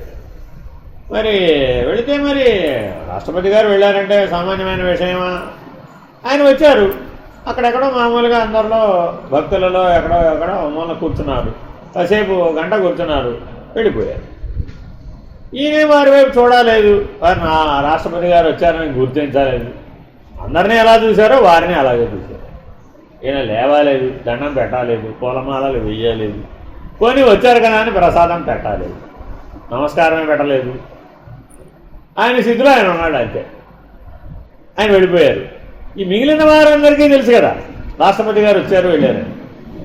ఏంటి మీరు భారత రాష్ట్రపతి మీ దగ్గరకు వస్తే ఏం కదలేదు, కనీసం కూర్చున్న వాళ్ళు కనీసం లేవనన్నా లేవలేదు, ఆయన వైపు కనీసం చూడాలన్నా చూడలేదు, పలకరించాలన్నా పలకరించారు. భారతదేశానికి మొదటి పౌరుడు అండి, రాష్ట్రపతి అండి ఆయన. ఇదంతా మహర్షికి చెప్పారు. వీళ్ళని కూడా ఆయన ఎలా చూశారో అలా చూశారు. ఇప్పుడు సమాధానం చెప్పినట్టా చెప్పనట్ట? చెప్పినట్టే. మౌనం సమాధానం కాదా అని అడిగారు. వెంటనే ఏమడిగారండి? మౌనం సమాధానం కాదా? మౌనం పెద్ద అన్నిటికంటే ఉత్తమ సమాధానం. కానీ మనం రోజువారీ జీవితంలో ఏం చేస్తున్నాం? మాటలతో సమాధానం చెప్పడానికి ప్రయత్నిస్తున్నాం, లేదంటే చేతలతో సమాధానం చెప్పడానికి ప్రయత్నిస్తున్నాం, లేదంటే నానా యాగి చేసి వాడిని విరిచేసి కరిచేసి వాడు 36 ముక్కల కింద చీల్చేస్తే కానీ మనకు సంతోషం. ఆ కుక్కలు చించిన విస్తారంటారు వాడు. ఆ పరిస్థితి పూర్తయ్యేటప్పటికి ఇద్దరు ఏ స్థితికి చేరుకుంటారయ్యా అంటే కకావ్యకలు అంటారు, అంటే ముక్కలు అయిపోతారు. మీరు ఇప్పుడు వాడిని కలపడం ఎట్లాగా? ప్రతి క్షణం ఇన్ని సహస్రాధికమైన ముక్కలుగా బద్దలైపోతున్నటువంటి ఘటాన్ని మళ్ళీ తయారు చేయడం ఎక్కడ తయారు చేస్తాం? మనం జీవుడు ఎక్కడ ఉన్నాడు ఇప్పుడు? ఇలా ప్రతి క్షణం 1000 ముక్కలైపోతున్నాడు. ఎక్కడి నుంచి పుడుతున్నట్టు? ఏకంగా సత్యలోకం నుంచి పాతాళానికి పుడుతున్నట్టు. వీడి స్వరూప జ్ఞానం ఎక్కడుంది? సత్యలోకంలో ఉంది. వీడి తెలివి ఎక్కడుంది? పాతాళంలో ఉంది. ఒక కొండని తీసుకెళ్ళి సత్యలోకం నుంచి పడేసాం, పాతాళానికి పడిందట. ఎన్ని ముక్కలు అవుతుంటారు? అన్ని ముక్కలు వీడు ప్రతి క్షణం ప్రతి శ్వాసకి మనసు కదిలినప్పుడల్లా సత్యలోకం నుంచి పాతాళానికి పుడుతుందని గ్రహించు. కాబట్టి సత్యలోక స్థితిలో ఉండాలంటే నువ్వు అక్కడుంటే నువ్వు పరబ్రహ్మాన్ని తెలుసుకోగలుగుతావు, ప్రియాతీతాన్ని తెలుసుకోగలుగుతావు, అవధూతలన్నీ గుర్తించగలుగుతావు. కానీ ఆ బ్రహ్మభవనాల్లోకే పునరావృత్తిను అర్జున అని పరమాత్మ శుద్ధిగా చెప్తాడు. అయినా నువ్వు తపస్సు చేసి పుణ్యార్జన చేసి సత్యలోకానికి వెళ్ళినా సరే ఆ సత్యలోకానికి సంబంధించిన కాలగమనంలో నువ్వు పుట్టిపోతావు కాదు. జనన మరణాలు సత్యలోకంలో కూడా ఉన్నాయి, పాతాళంలో కూడా ఉన్నాయి. అతల వితల సుతల తలాతల రసాతల పాతాళములందు ఉన్నాయి. భూలోక భువర్లోక సువర్లోక జనలోక తపోలోక మహర్లోక సత్యలోకములందు కూడా ఉంది. 14 లోకములందు కాలమునందు జనన మరణములు సహజం. ఎవడైతే ఈ 14 లోకములు సృజించబడిన కాల అవధిని దాటాడో వాడు అవధూత. అవధిని దాటిన వాడెవడో వాడు అవధూత. ఈ వాక్యం గుర్తుపెట్టు. అవధూత అంటే ఎవరయ్యా? ఏ అవధి లేదు వాడికి, ఏ పరిమితి లేదు, కాలం అనే పరిమితి కూడా లేదు. ఆ కాలం అనే అవధిని దాటిన వాడెవడో వాడు అవధూత. చాలా జాగ్రత్తగా అటువంటి అవధూతని దర్శించే ప్రయత్నం చేయాలి. అతని సాన్నిధ్య బలం చేత మీకు మోక్షానికి కావాల్సినటువంటి వైరాగ్యం రెప్పపాటులో వస్తుంది. ఎందుకని వైరాగ్యం లేకుండా మోక్షం రాదు. సరే, వైరాగ్యం ఒకటి ఉంటే వచ్చేస్తుందా? జ్ఞానం కావాలి, తీవ్ర వైరాగ్యం కావాలి, తీవ్రమైనటువంటి మోక్షేచ్ఛ కావాలి. ఆ వైరాగ్యం దేనికి ఉపయోగపడుతుందా అంటే మోక్షేచ్ఛకు ఉపయోగం.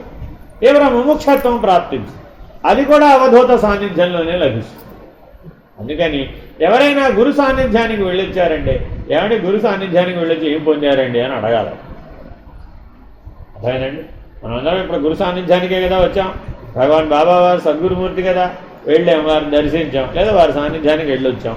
మరి వెళ్ళొచ్చిన తర్వాత ఏం అడగాలట? ఏం పొందామని అడగాలి. ఏం పొందామంటే ఏం చెప్తున్నామండి మనం? ఏం పొందామంటే ఏం చెప్తున్నాం? ఏమో ఏం చెప్తామో మనకే తెలియదు. అప్పుడేం తెలుసు, అప్పుడేం స్ఫూరిస్తే చెప్తాం. కానీ సద్గురు సాన్నిధ్యంలో నీకు లభించేది తీవ్ర వైరాగ్యం, తీవ్ర మోక్షేచ్ఛ, నీ స్వరూప జ్ఞానం. ఈ 3 లభిస్తాయి. ఈ 3 సద్గురు సాన్నిధ్యంలో మాత్రమే లభిస్తాయి, అవధూత సాన్నిధ్యంలో మాత్రమే లభిస్తాయి, అశరీరి అయినటువంటి వాడి సాన్నిధ్యంలో మాత్రమే లభిస్తాయి, ఇంకెక్కడా లభించవు. అందరిలో ఏం చేసి ఏంటంటే మూర్తిభవించిన వైరాగ్యంతో కూడిన వాడే ఉంటాడు. స్వభావ సిద్ధముగానే దేని పట్ల రాగం ఉండదు. మీరు అవధూత గీత అని ఓ ప్రత్యేకంగా ఒక గీత ఉందండి, అందరూ తప్పక చదవాలి. ఉపదేశ సాహస్రం ఎలా చదవాలో అలా ఈ అవధూత గీత కూడా అందరూ తప్పక చదవాలి. ఎవరికైతే బ్రహ్మనిష్ట కావాలనుకుంటున్నారో, బ్రహ్మానుసంధానం చేయాలనుకుంటున్నారో, తత్వమసి మహావాక్యోపదేశం పొందాలనుకుంటున్నారు, వాళ్ళందరూ తప్పక చదవలసిన గ్రంథం అవధూత గీత. ఆ అవధూత యొక్క లక్షణాలన్నీ ఆ అవధూత గీతలో చెప్పబడ్డాయి. చాలా బాగుంటుంది, తప్పక చదవండి. అందరిలో వేంచేసి ఉన్న ఆత్మ వస్తువు ఒక్కటే, అతనికి ప్రేమ వస్తువై ఉంది. అనంత విశ్వమును ఎలా చూస్తాడయ్యా? ఒక ధూళి కణం వల్లే చూస్తాడు. ఈ విశ్వం అంతా సౌందర్యమేనా కాదా? అందంగా ఉందా లేదా? ఉందా? అబ్బా, ఎలా తెలుసు నీకు? అంటే అందం అంటే మన నిర్వచనాలు మనకు ఉన్నాయి. ఏమిటో ఎవడి నిర్వచనం వాడిది. వీడికి అందం అయింది, వాడికి అందం కాదు. కానీ అనంత విషయం ఆయనకి ఎలా ఉందయ్యా అంటే ఒక ధూళి కణముగా ఉన్నది. ఆయనకే ఆకర్షణ లేదు, ఆయనకే అందం లేదు. సత్యం, శివం, సుందరం అనేదో చెప్తూ ఉంటాం. కానీ ఇవేవి బ్రహ్మము వరకే కానీ పరబ్రహ్మమునకు అవేమీ లేవు. ఆ సత్యం, శివం, సుందరం సచ్చిదానంద లక్షణం వరకే సరిపోతుంది. సత్యం, జ్ఞానం, అనంతం అనేటటువంటిది పరబ్రహ్మ. అక్కడ ఏ సౌందర్యము లేదు, ఏ ఆరాధన లేదు, ఏ ఆకర్షణ లేదు, ఏ రకమైనటువంటి ఉనికి లేదు, ఏ రకమైనటువంటి వికర్షణ లేదు, అసలు త్రిపుటే లేదు. త్రిపుటి రహితమే పరబ్రహ్మం, త్రిపుటి రహితము బ్రహ్మ. ఇది బాగా గుర్తుపెట్టు. సరే, అతనికి ఈ భౌతిక దేహము దేహమే కాదు, ఆత్మజ్ఞానాకారుడై ఆత్మ సందర్శన ఆత్మ తాదాత్మ్యమే అతని దేహము, జ్ఞానమే అతని ఆకారము. అంటే ఈ విశ్వంలో ఉన్న సకల జ్ఞానాన్ని, జ్ఞానం ఎక్కడెక్కడైనా ఉండనివ్వండి, ఎవరిలో అయినా ఉండనివ్వండి, ఎన్ని రకాలుగా అయినా ఉండండి, ఆ జ్ఞానం అంతా ఒక రాశిగా పోసామనుకోండి, అదిలే ఆయన ఆకారం. ఇప్పుడు జ్ఞానానికి ఆకారం ఏమండి? మీరందరికీ వంట చేస్తున్నారో చేయట్లేదా? జ్ఞానం ఉన్నట్టా లేనట్టా? ఏ ఆకారంలో ఉందండి? నీలో ఉన్న జ్ఞానం ఏ ఆకారంలో ఉంది? ఉందా? జ్ఞానానికి ఆకారం లేదా? మరి అనంత విషయంలో ఉన్న జ్ఞానానికి దీనికే లేకపోతే దానికే ఉంది. అర్థమైందండి? మీరు రోజు దీపారాధన చేస్తున్నారండి, ఆ దీపారాధన వెలుగునిస్తుందా లేదా? ఆ వెలుగు ఏ ఆకారంలో ఉంది? వెలుగే ఆకారంలో ఉంది లేదా? దీపారాధన వెలుగుకి ఆకారం లేకపోతే సూర్యుడి వెలుగు ఆకారం ఎంత ఉంది? ఉందా? సూర్యుడికి వెలుగిచ్చేటటువంటి పరబ్రహ్మమునకు ఆకారం ఎంత ఉంది? పరబ్రహ్మం అంటే ఎవరట? ఈ అనంత కోటి బ్రహ్మాండాలలో ప్రతి బ్రహ్మాండానికి ఒక సూర్యుడు ఉన్నాడు. అటువంటి అనంత కోటి సూర్యుల ఎందున్న వెలుగు ఎవడో వాడట పరబ్రహ్మం. ఇప్పుడు వాడు ఏ ఆకారంలో ఉన్నాడని అలా చెప్తావు? ఒక్క సూర్యుడికి చెప్పడానికే మన చేత కావట్లేదు, అంతేనా కాదు? కాబట్టి అటువంటి సత్యం జ్ఞానం అనంత స్వరూపుడైనటువంటి పరబ్రహ్మమే సత్యస్వరూపుడు. అతనికి అదే ఆకారం, అదే అంత. తెలుసుకోవలసినది తెలుసుకొని అట్టి అఖండాత్మయ్య వెలుగొందుతున్నాడు. తెలియబడేదంతా ఇతని దేహమే. అందుచేత వేద పురుషుడు అని జ్ఞానులు అతని గురించి చెప్పుకుంటూ ఉంటారు. మహత్తును ఆశ్రయించిన మహాపురుషుడు. ఏ మహత్ అయితే అనంతము సృష్టి అంతటా వ్యాపించి మహత్తుగా చెప్పబడుతుందో ఈ మహత్తు ఆ పురుషుడును ఆశ్రయించున్నది. అందుకని బ్రహ్మణోర్ అవ్యక్త అవ్యక్తాన్ మహత్. ఆ మహత్ స్థితిలో అనంత విశ్వం ఉంది. ఈ అనంత విశ్వం ఒక పురుషుడును ఆశ్రయించున్నది. పురుషుడు అంటే అర్థం స్త్రీ పురుష దేహతాదాత్మ్యంతో పురుషుడు అని చెప్పడల్లా. పురుష ఏ వస్తు ఆ పురమునందు నివసించని వాడెవడో వాడు పురుషుడు అనేటో వ్యుత్పత్తి అర్థం ధాత్వ అర్థం చెప్పాం. కానీ అక్కడ పురం అని చెప్పడానికి ఏముంది? పురము లేదు, గిరము లేదు, ఏదీ లేదు. కాబట్టి మహత్ అనేటటువంటిదే లేదు అక్కడ. కానీ ఈ మహత్తు ఎవరి మీద ఆశ్రయం కలిగిందంటే ఆ పరమ పురుషుడి యొక్క ఆశ్రయాన్ని పొందింది. చాలా జాగ్రత్తగా అర్థం చేసుకోకపోతే విపరీత అర్థాలు కలిగే అవకాశం ఉంది. అందుకని వేద పురుషుడు అని జ్ఞానులందరూ కూడా ఈ పరమ పురుషుడిని స్తుతించారట. వేదములు ఎంత ఉన్నాయండి? అనంతా వై వేద. కాబట్టి ఈ పురుషుడు కూడా ఎవరండి? అనంతుడే. వేదములు అనంతమైతే ఈ వేదములు ఎవరి చేత చెప్పబడ్డాయో ఆ పురుషుడు ఎవడైతే ఉన్నాడో చెప్పినవాడు అతను కూడా ఎవడై ఉంటాడు? అనంతుడే. సందేహం లేదందుకు. అతని జ్ఞానం కూడా అనంతమే. అందుకని ఆయన సత్యం జ్ఞానం అనంతం అనేటటువంటి లక్షణాన్ని మాత్రమే కలిగి ఉన్నాడు. అనంతమైన జ్ఞానము, అనంతంగా ఉన్నటువంటి ఉనికి. సత్యం అంటే ఏమిటి? ఉనికి. జ్ఞానం అంటే ఏమిటి? ఆయన లక్షణం, వెలుగు. ఏదన్నా పెట్టుకోను. ఆ అనంతమైనటువంటి స్థితిలో ఉన్నది ఏదైతే ఉన్నదో, ఉన్నది ఉన్నట్లుగా ఉన్నదో అది మాత్రమే అది పరమపురుషుడు, మహాపురుషుడు.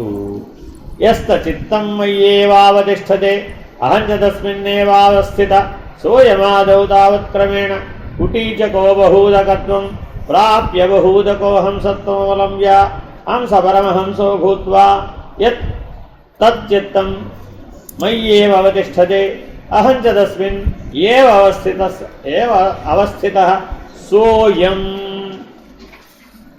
తదుపరి ఉపదేశం వరుసగా చూద్దాం. అంటే ఉపనిషత్తులని పాటలుగా పాడకూడదు, మంత్రాలుగా చదవాలి. ఉపనిషత్తులో ఉన్నవని ఏంటండి? మంత్రాలు, అంటే మననం చేయదగినవి. అందుకని సస్వరము మంత్రంగానే చదవాలి మొదట చదివేటప్పుడు.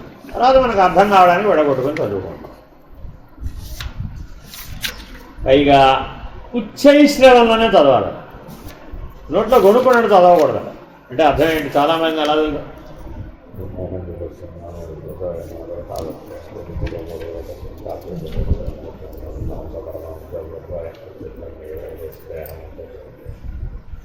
ఎవరికైనా వినపడిందంట? వాడికే వినపడలేదు.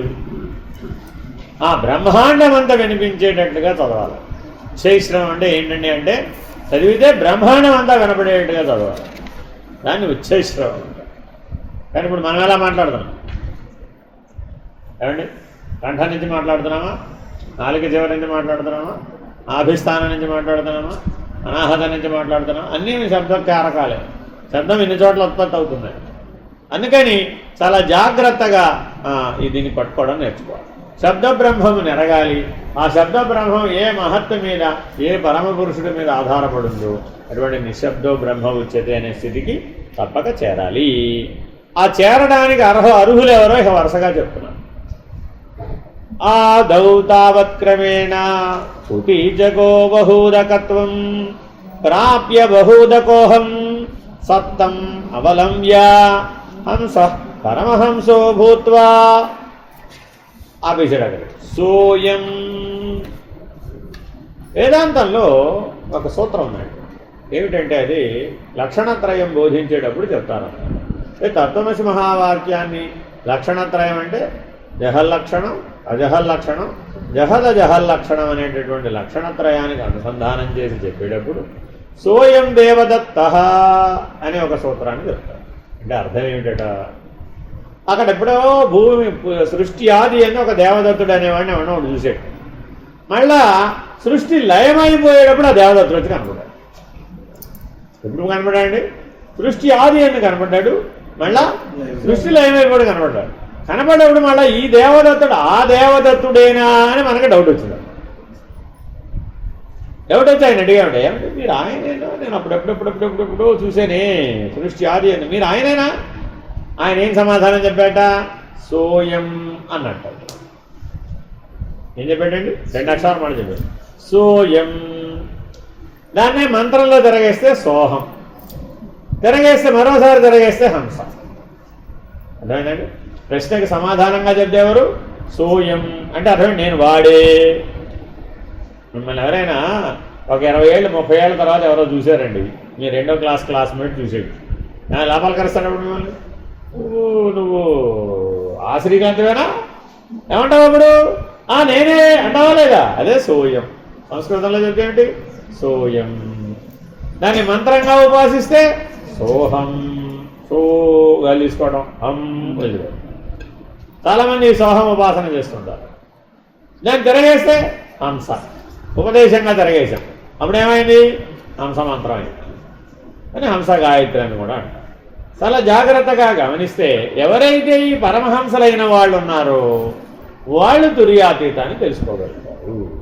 పరమహంస అనే అనుభవ నిర్ణయం లేని వాడికి తుర్యాతీత నిర్ణయం కాదు. అందుకని ఈ మొత్తం కలిపి సోయం దేవదత్త అనే సూత్రంలో ఇవిడి ఉంది. మూలాధారంలో కనపడేవాడట. ఎవరండి ఇప్పుడు ఈ దేవదత్త ఎక్కడ కనపడ్డాడు? మూలాధారంలో అంతర్ముఖంలోకి వెళ్ళగానే కనపడ్డాట. మళ్ళా సహస్రారంలో హృదయ మధ్యంలో బిందు మధ్యంలో కనపడతాడు. అక్కడ కనపడ్డప్పుడు ఏమడిగాం? ఏమండి మీరు అక్కడెక్కడో కనపడ్డారే, మీరేనా వారేనా మీరు అనగానే ఆయన ఏమన్నాడు? సోయం అన్నాడు. ఆ దేవదత్తుడు సహస్రార మధ్యంలో బిందు మధ్యంలో ఉన్నటువంటి దేవదత్తుడు ఎవడైతే సోయం అని అనగానే నిన్న ఆయనలో కల్పిస్తాం. ఈ సోయం అనక రహస్యం అది. కాబట్టి ఈ మాట గురువు గారు నీతో అనాలట. అప్పుడెప్పుడెప్పుడెప్పుడో 100 జన్మల క్రితం మీరు కనపడ్డారు సుమీ, నాకు కానీ గుర్తు రావాలట. అప్పుడు వచ్చిన గురువు గారు మీరేనండి అని అడిగట. ఈయనేమన్నట్ట? సోయం. ఆ గురువు నేనే అన్నట్టు. అనగానే ఏమన్నట్ట? సోయం అని నిన్ను కల్పిస్తున్నాను. నిజానికి సముద్రం నదిని అంటోందట ఈ మాట. నది సాగర సంగమం జరుగుతుంది కదా, ఆ సంగమ స్థానంలో నది అడుగుతుందట, విడవమండి నేను వచ్చేస్తున్నాను రమ్మంటావా అని. అప్పుడు సముద్రం ఏమంటుందట? సోయం అంటున్నాడు. సోయం అనగానే నేనే నువ్వు కదా, నేనే నువ్వు అయినప్పుడు ఇంక మళ్ళీ కలవడం ఏమిటి, విడిపోవడం ఏమిటి? అసలు విడిపోయేటప్పుడు విడిపోలేదురా బాబు, విడిపోయానని అనుకోవడం భ్రాంతి.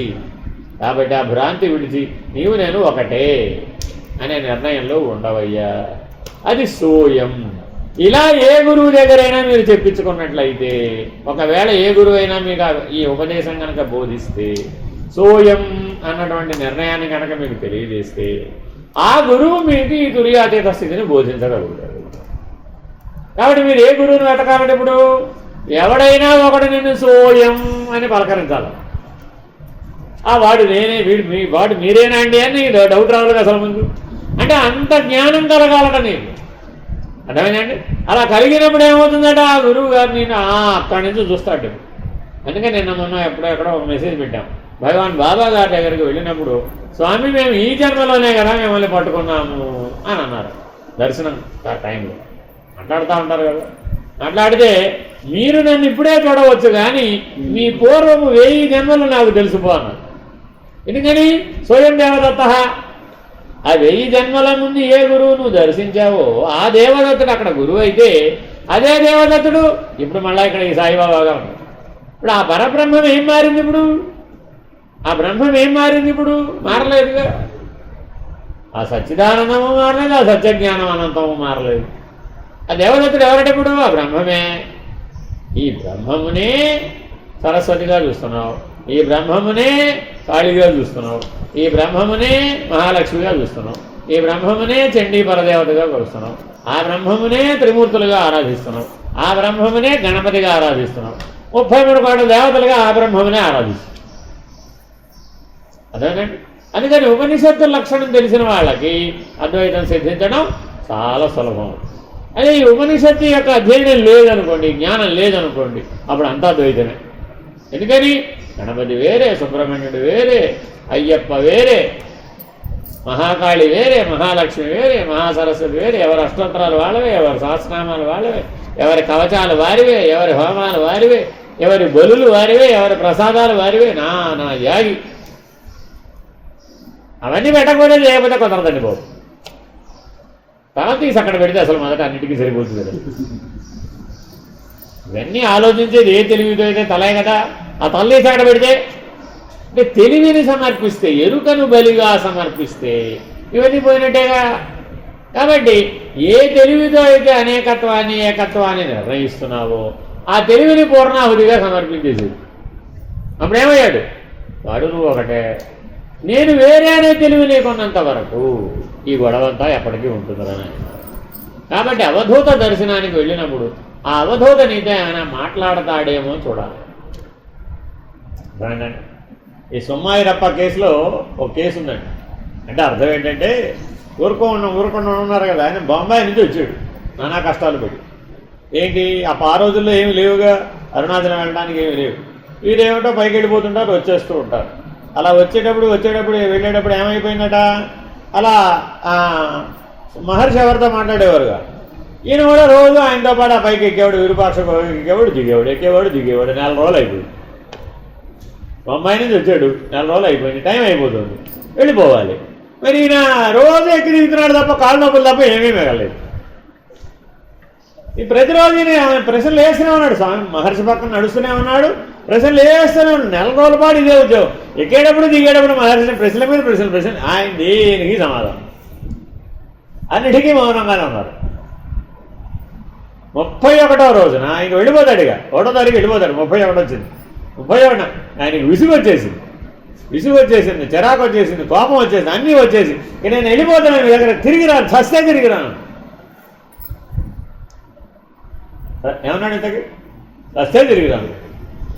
శుభం, అలాగే ఉన్నాడు. వచ్చిన చోటికే పో అన్నారు. సమాధానం ఏం చెప్పారండి? వచ్చిన చోటికే పో అన్నారు.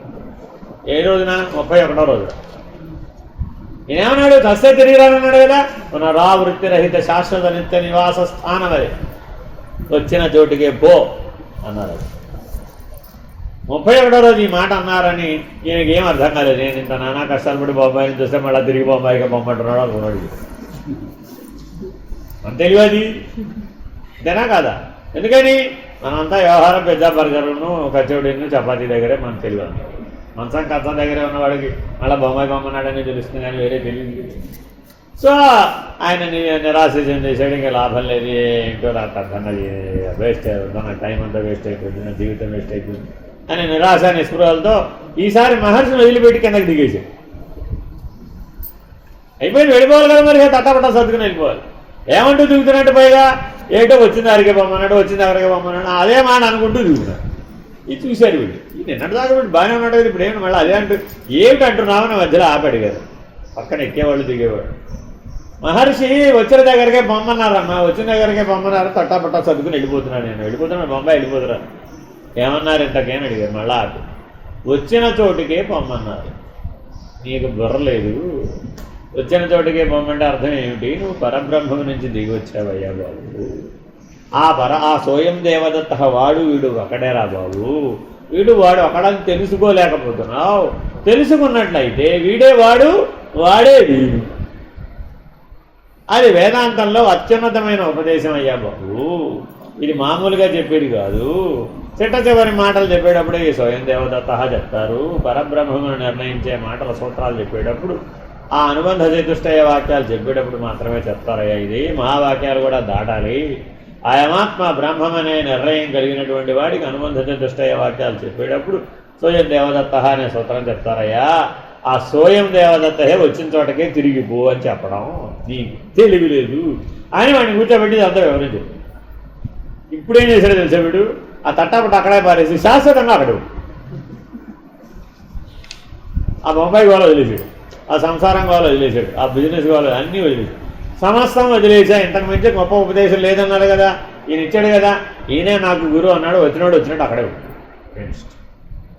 అర్థమైనా.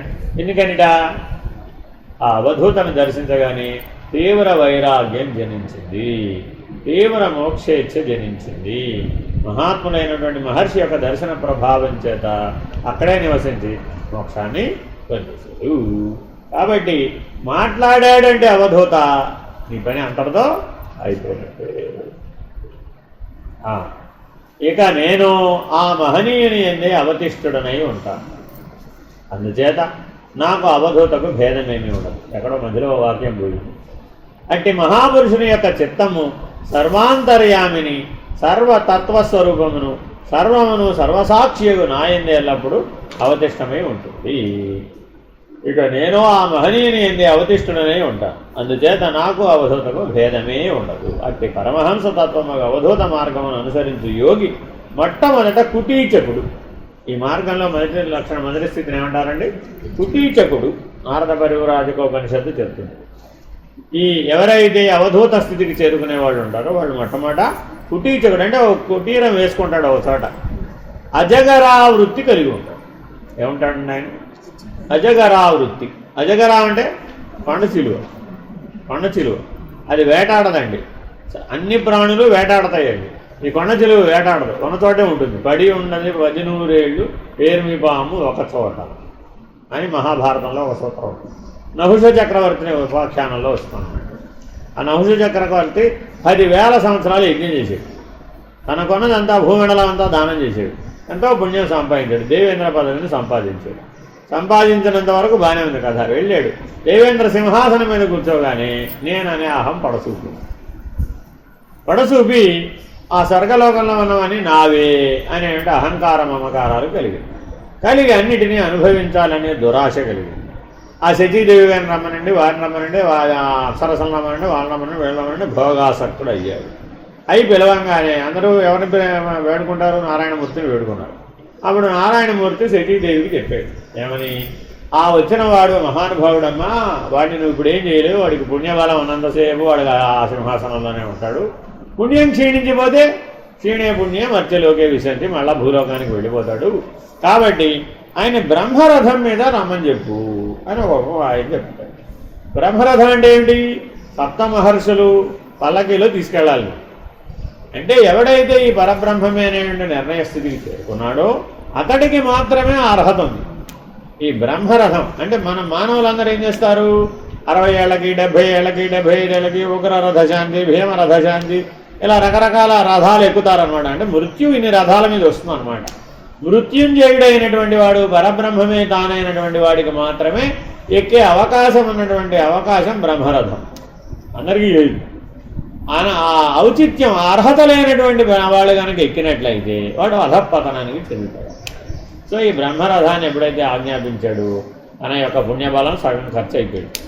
అప్పుడు ఈ 7 ఋషులు అందరూ పట్టుకొచ్చారు. అందులో అగస్త్య మహర్షి పొట్టివాడు, కొద్దిగా పొట్టివాడు.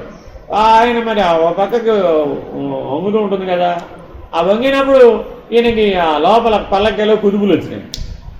ఈయనకి ఆ భోగ ఆవేశం కలగడం వలన, ఆ అరిషడ్ వర్గాలు ప్రేరణ పొందడం వలన ఏమయ్యాడంటే వేగంగా వెళ్ళాలి, తొందరగా ఆ భోగాన్ని అనుభవించాలి అని తొందరగా పదండి అని చెప్పాలి వాళ్ళకి. భూలోకంలో మీరేమని చెప్తున్నారు? ఏ కారో లేకపోతే ఏ ఆటోనో లేకపోతే ఏదో ఎక్కేవయ్యా, అవతల ట్రైన్ వెళ్ళిపోతుంది, ఏం చెప్తావు? పోని ఎటో లేదా? ఆయన కూడా అదే రేంజ్లో సర్ప అన్నాడు. సంస్కృతంలో ఏంటి? సర్ప అంటే పాములాగా వెళ్ళమని అర్థమైందని ఆయన ఉద్దేశం. అది వెంటనే వాళ్ళు ఏమని చేశారు? అగస్త్య మహర్షి తథాస్తు అన్నాడు అన్నారండి. తథాస్తు అన్నాడు. సరాసరి అక్కడి నుంచి భూలోకంలో అడవిలో కొండచిలు పోయి పడిపోయాడు. ఉపాధి మారిపోయింది. అక్కడి నుంచి అక్కడికి వచ్చే లోపల వెళ్ళినవాడు ఎలా వెళ్ళాడు? 10,000 సంవత్సరాలు పుణ్యం చేసినటువంటి పుణ్యంతో వెళ్ళినటువంటి వాడు అక్కడి నుంచి కిందకి పడ్డానికి రెప్పపాటులో కొండచిలు పోయి పడ్డాడు. అంతే. ఈ కొండచిలువ అజగరావృత్తిని కలిగి ఉంటుంది. ఇంతకీ ఏటవత కొండచిలువ గురించి ఎంత పెద్దగా చెప్పాలి. ఏమిటయ్యా అజగరావృత్తి అంటే? తన వద్దకు వచ్చిన ఆహారాన్ని మింగుతుందే తప్ప ప్రత్యేకంగా తన ఆహారాన్ని వెతుక్కుంటూ వెళ్ళి వేటాడదు. వేటాడే లక్షణం దానికి లేదు. అలాగే ఈ కుటీచకుడు అనేటువంటి వాడు కుటీరం, ఇప్పుడు మీరు ఆశ్రమం కట్టుకున్నారండి, ఇక్కడ మీరేం చేశారు? కిచెన్ వగైరాలను పెట్టేసుకున్నారు. అలా పెట్టుకోకూడదు. ఏ వంట వండకూడదండి. సహజ సిద్ధమైన ఆహారాన్నే స్వీకరించాలి. లేదు ఎవరైనా నిన్ను వెతుక్కుంటూ వచ్చి, మహానుభావ నాకు ఇవాళ పరమాత్మ కనపడ్డాడు, నీకు అన్నం పెట్టిరమ్మన్నాడు అని పరమాత్మ ఆదేశం మేరకు ఎవరైనా వచ్చి నీకేమన్నా ఆహారాన్ని సమర్పిస్తే దాన్ని ప్రసాదంగా స్వీకరించాలి. అంతేగాని తనంతట తాను ప్రయత్నించి ఏ ప్రసాదం వండుకోకూడదు, ఏ ఆహారాన్ని సమీకరించకూడదు, దాచుకోకూడదు, దోచుకోకూడదు. వీడెవడయ్యా? కుటీచకుడు. అంటే అవధూత నిర్ణయమైనటువంటి వాడు మొదట ఈ కుటీచక న్యాయంలో కనబడతాడు. ఆ పైన బహూదకత్వమును ప్రాప్తించు. Next level. అంటే బహూదకత్వం అంటే ఏమిటి? గడియ కాలం ఉన్న చోట ఉండడు. దీని ఏమంటారండి? బహూదకత్వం అంటారు. అంటే ఇప్పుడు మనం ఏం చేస్తున్నాం? ఈ వారం రోజులు ఇక్కడి నుంచి కదలాం అని పెట్టుకున్నాం. ఇక్కడ ఈ బహూదకుడు ఎలా ఉంటాడయ్యా అంటే ఒక గడియ ఉన్న చోట మళ్ళా ఉన్నాడు.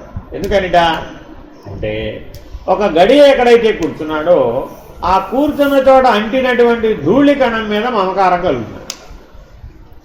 మానవుడికి మమకారం దేని మీద కలుగుతున్నాడండి? కూర్చున్నారా లేదా? అక్కడ అంటిందా లేదా? దుమ్ము అంటిందా లేదా?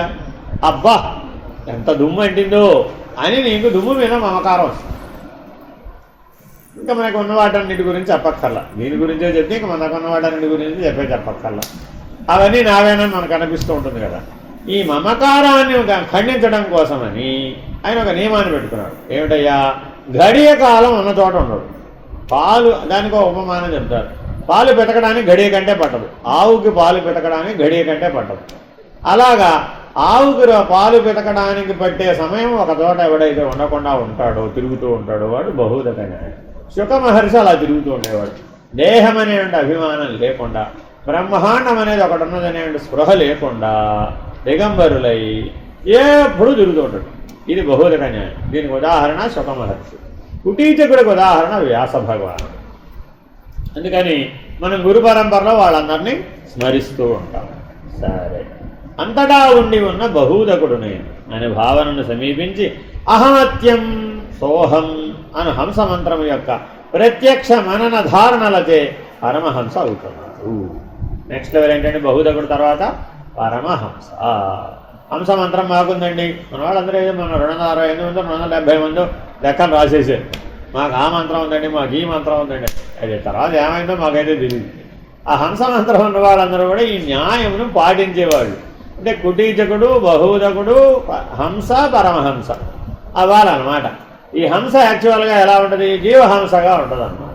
తర్వాత ఈశ్వర హంసగా ఉంటుంది, ఆ తర్వాత పరమహంసగా ఉంటుంది. ఆ హంసలోనే 3 స్థాయి భేదాలు.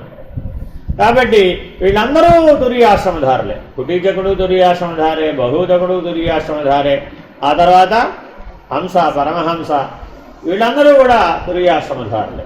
జాగ్రత్తగా గమనిస్తే స్వరూపానుసంధానేన సర్వప్రపంచం విదిత్వా దండకమండలు కటి సూత్ర కౌపీనాచ్ఛాదనం స్వవిద్యుక్త క్రియాదికం సర్వమప్సు సన్యస్య దిగంబరో భూత్వా వివర్ణజీర్ణవల్కలాదిన పరిగ్రహమపి సంత్యజ్య తదూర్ధ్వమంత్రదాచరవనక్షర అభ్యంగన స్నానం ఊర్ధ్వపుండ్రాదికం విహాయ లౌకిక వైదికమ ఉపసంహృత్య సర్వత్ర పుణ్యాపుణ్యవర్జితో స్వరూపానుసంధానేన సర్వప్రపంచం విదిత్వా.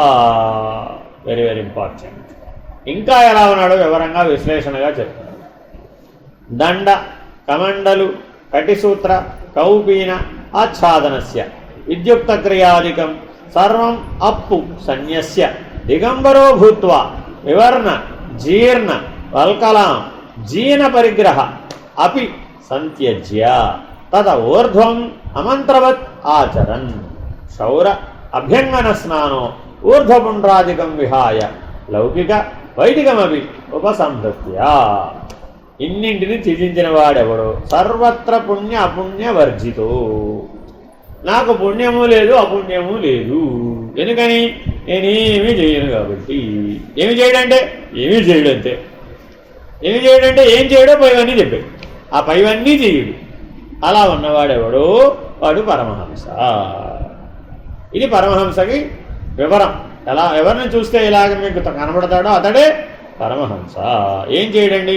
క్షౌరం చేయించుకోడు, గడ్డం చేయించుకోడు, జటాధారి, వల్కలములు అంటే మాసిపోయిన బట్టలు. ఈ వల్కలం అంటే వస్త్రం. ఎటువంటిది అంటే జీర్ణ వస్త్రం, తిరిగిపోయిన వస్త్రం. చూడండి మీరు, ఆయన సద్గురుమూర్తులు అందరూ కూడా గోనిపట కప్పులు.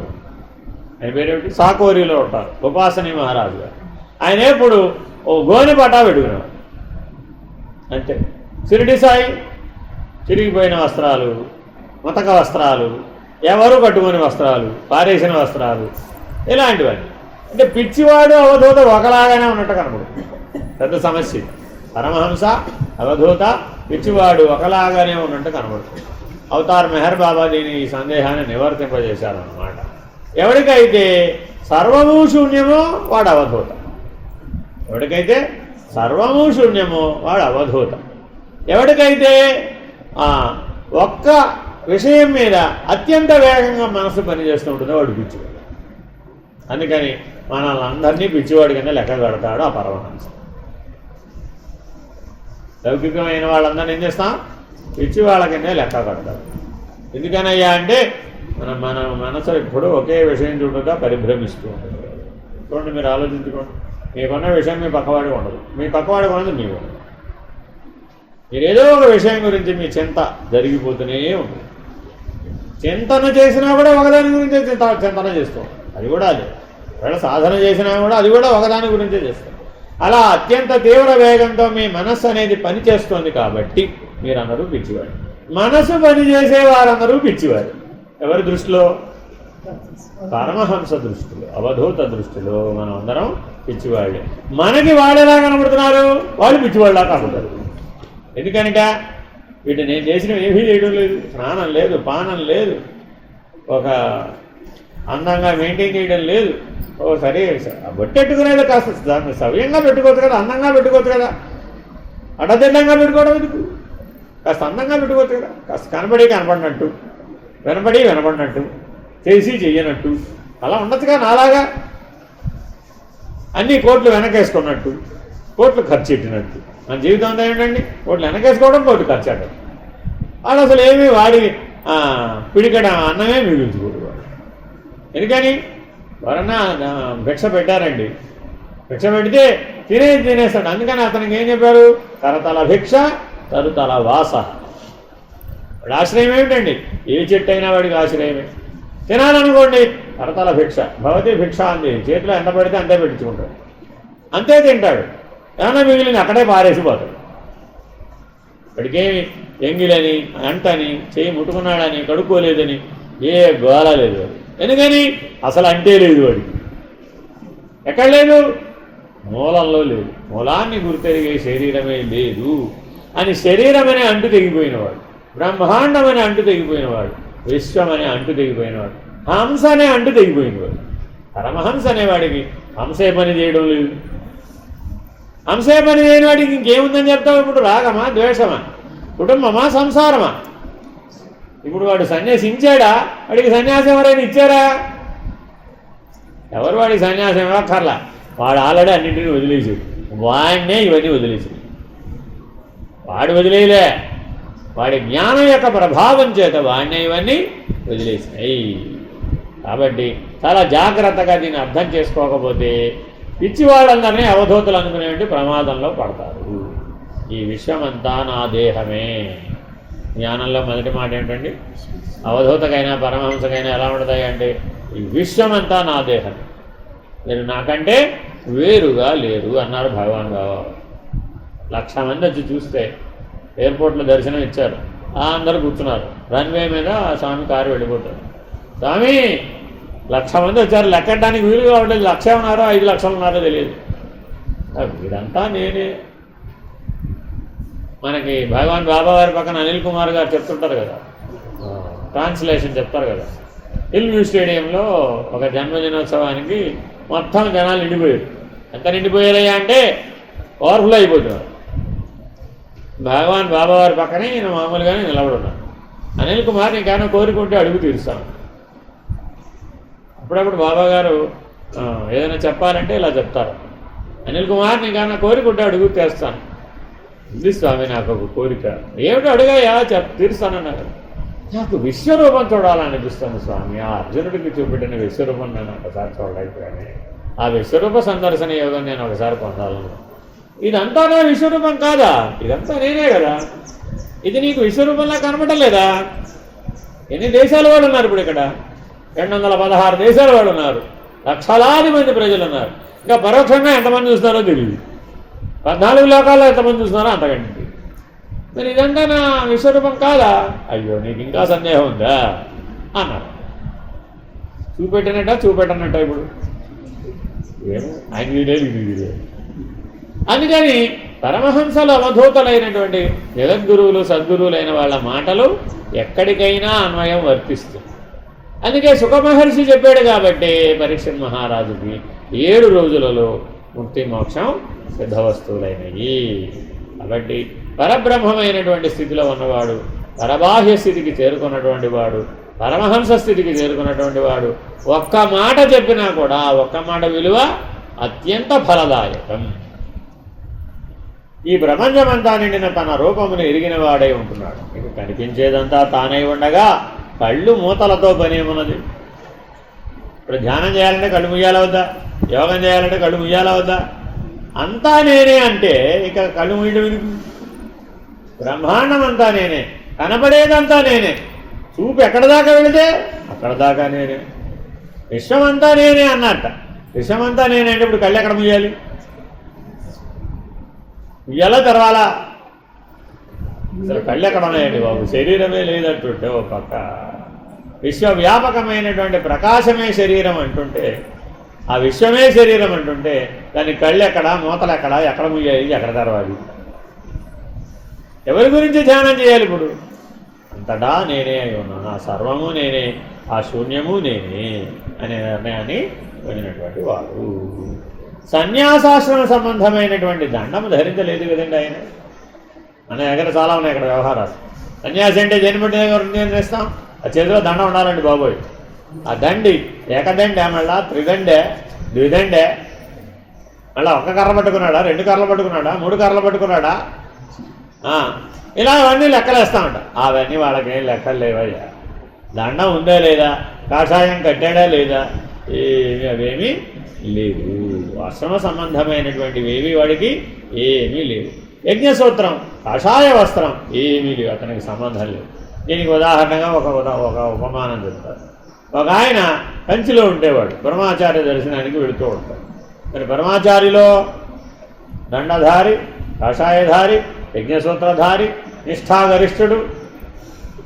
ప్రతిరోజు ఊర్ధ్వతాండవాసనంలో 12 గంటలు ఉండేవారు.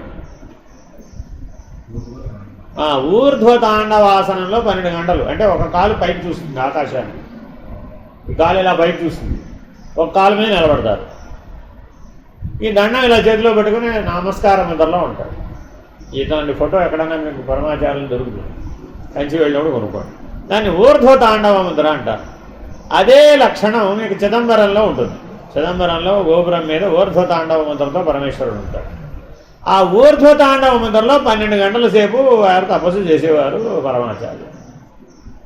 ఇలా వారి సంగతులు ఎన్నో ఉన్నాయి. ఇలాంతా మీరు ఎంతైనా చెప్పచ్చు పరమాచార్యులు. మరి ఇలా ఎన్నో నియమాలు, ఎన్నో విధానాలు, ఎన్నో ఉపాసనలు, ఎన్నో ఎంతమందిని అనుగ్రహించారు, లక్షలాది మంది, కోట్లాది మందిని అనుగ్రహించారు. వారిని చూడగానే అందరూ సాష్టాంగం పడిపోయారు. నడిచే దేవుడు, సందేహం లేదు.